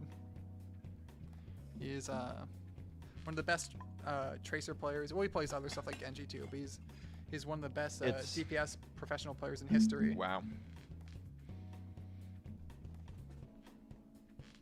Yeah, Oh, let's yeah, we let's can do the definitely tier go list back to real this quick. tier We gotta list. let's just rush through Yeah, wanna this real speed run quick. this? Ash, B. yeah, B. B, I'd B. say B. I agree. Bap, I really like him. Yeah. We gotta get we moving. gotta speed run this. I think Bap, mid B Mid for B Ash. for I'd say Ash. she's kind of basic. Bap, I'm thinking Bap, maybe I like B. C, I like Bap. He has really good healing. He has good damage, Yeah. good utility. But just very long. Like his utility is so powerful. He just has really long Yeah. cooldowns. I just like the other supports slightly more. I'm thinking maybe B. I'd say B. I guess. You could do lower B Yeah, let's maybe. do low B. I really like Sigma. Yep, I think Sigma's good. I think maybe the bottom of A. Like I'd rather play I'd say- Ryan or Winston, but he's still pretty fun. Yeah, I really like Sigma. I like his character. I like his kit, and I just like his utility. I'd say maybe above Orisa. Oh, you know, I think that's pretty fair. And what do you feel about Echo? I'm a fan of Echo. I think she's pretty underrated. She's kind of difficult to play. Yeah, she's one of the least played too, but she has a very specific skill set. It's kind of like it's a combo. Like it's a Yeah. combo hero. So I'm you gotta thinking get the maybe combo. Low A tier. Like, Low A maybe. Yeah, or B. I'm feeling in that area. I think Echo's just fun to play. I'd say put her at the bottom of A maybe. Sojourn. I don't play too much of her. Yep. All right, last character, Sojourn. Where do we put her? I'd say she's kind of just like a soldier. Yeah, so I'm I'd say like right next to soldier. I guess slightly more, but maybe above. I'd say she has a fun mobility. Slightly above soldier. Yeah, she is funner placed or more fun placed to watch. I because think she can headshot. she's very similar to soldier. She's kind of just the hit scan, rapid fire. But she does have the railgun advantage. So we're getting into the game now. Flashpoint on Saravasa. Symmetra, Venture, Junker Queen, Lucio, and Moira from the Tigers. That's in. I don't know how that's pretty interesting though. I feel like Moira's kind of an interesting pick, but we'll see how it goes. They might try to get some value against the Genji. The Genji can't deflect Moira, so they can just constantly put pressure on him. And we are seeing a Genji Tracer again from Rex. Mr. Octomelon playing Diva again, but we do get some Lucio and Kiriko action here. Oh yeah, so it's like Tracer already getting to point. Rex is going to playing some attention on him while the rest of the team engages. Diva is just taking all the attention there. We'll see if rushing in there, taking a lot of damage, but getting healed from the Kiriko there. The point is unlocked. Diva out of mech, unfortunately. Some pretty even trades so far. Though it seems like GVSU has held point here and won that fight. Yeah. Unfortunately, they got mech though, so they're gonna try to poke and see if they can get mech back. If they don't, this fight's gonna be very difficult to start with because they won't have a proper tank back until they get the mech. So we'll see. The Lucio just poking as well. Yep. But they're all pushing there. Lucio down to the Genji, so they had swap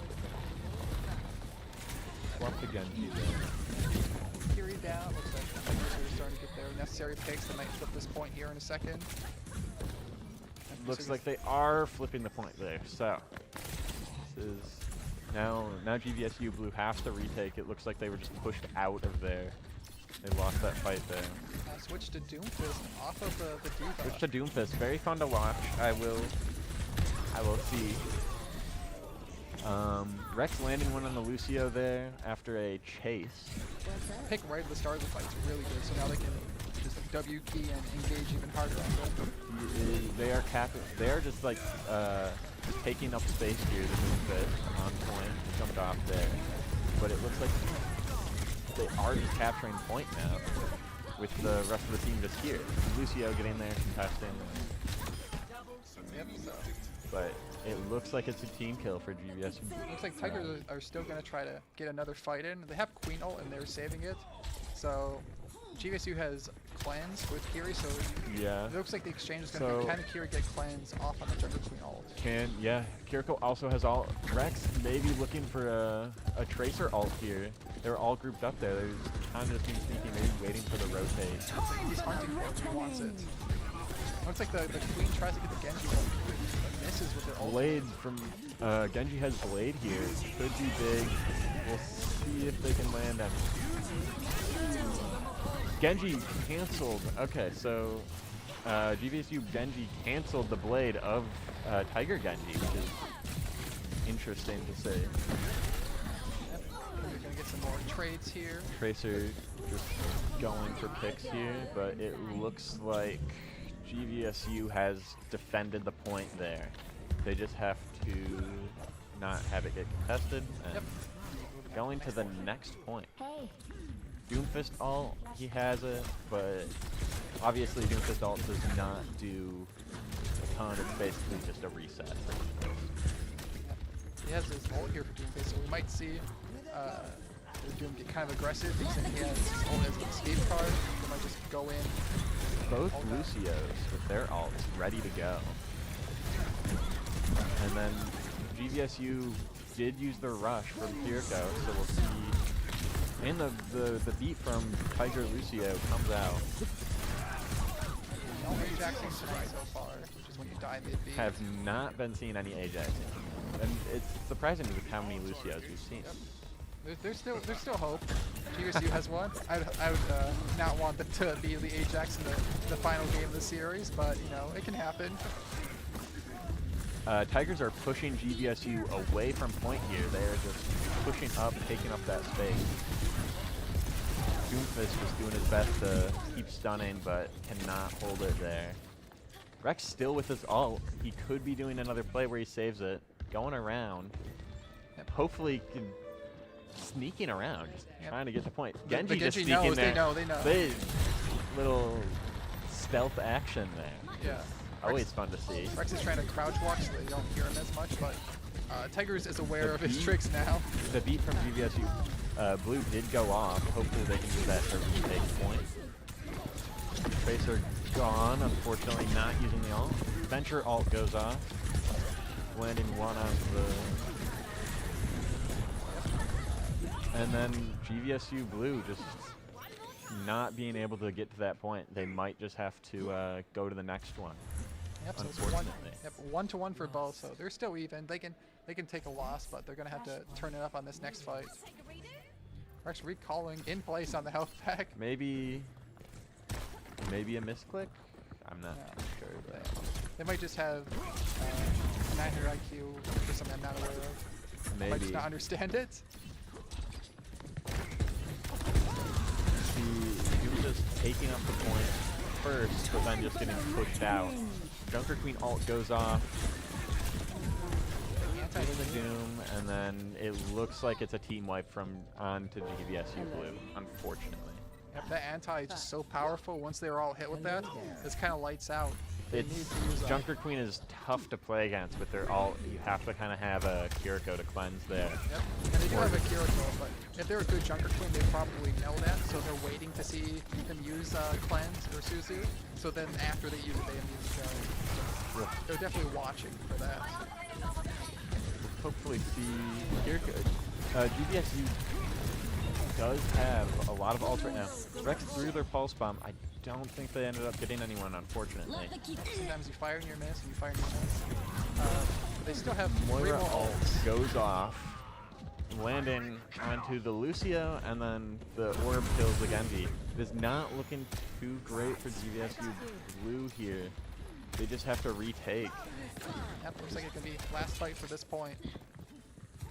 They can get some value with this Genji play, though. They probably want to go for Lucio. Everyone else has an easy movement ability afterwards, so they get a pick right at the start with Rex. Yep. GVSU has man advantage right now. We'll see if they can take advantage of that. Doomfist using his ult. It's on the high ground. Unfortunately, both supports for GVSU goes down and the Genji, so it's unfortunate. Big blade from the Tigers though that got them the 2 picks from for Genji. Yeah, they got worked your way to the start. Rex did get a really good pick at the start. Unfortunately, they couldn't capitalize on it, but that was a very good start of the fight for them. Very good start of the fight. They just could not hold the supports. When the supports both went down, it kind of fell from there. Looks like it's going to be an ult reset for both teams. Neither of any going into this fight, so it'll be a rather neutral fight. Yeah, Junker Queen gets her ult like very soon at 99%. GVSU blue, Rex almost has his ult, and then Lucio almost has his ult as well. So we'll see how they play off of that. Back to the question of the night. Will Rex look for his pulse bomb on them? I think he's going to get it. He threw it, and it does not land, unfortunately. Like Lucio now with their ult on GVSU blue, so we'll see if they can use that to save some teammates. Yep, looks like the Tigers are going to be able to stagger back on.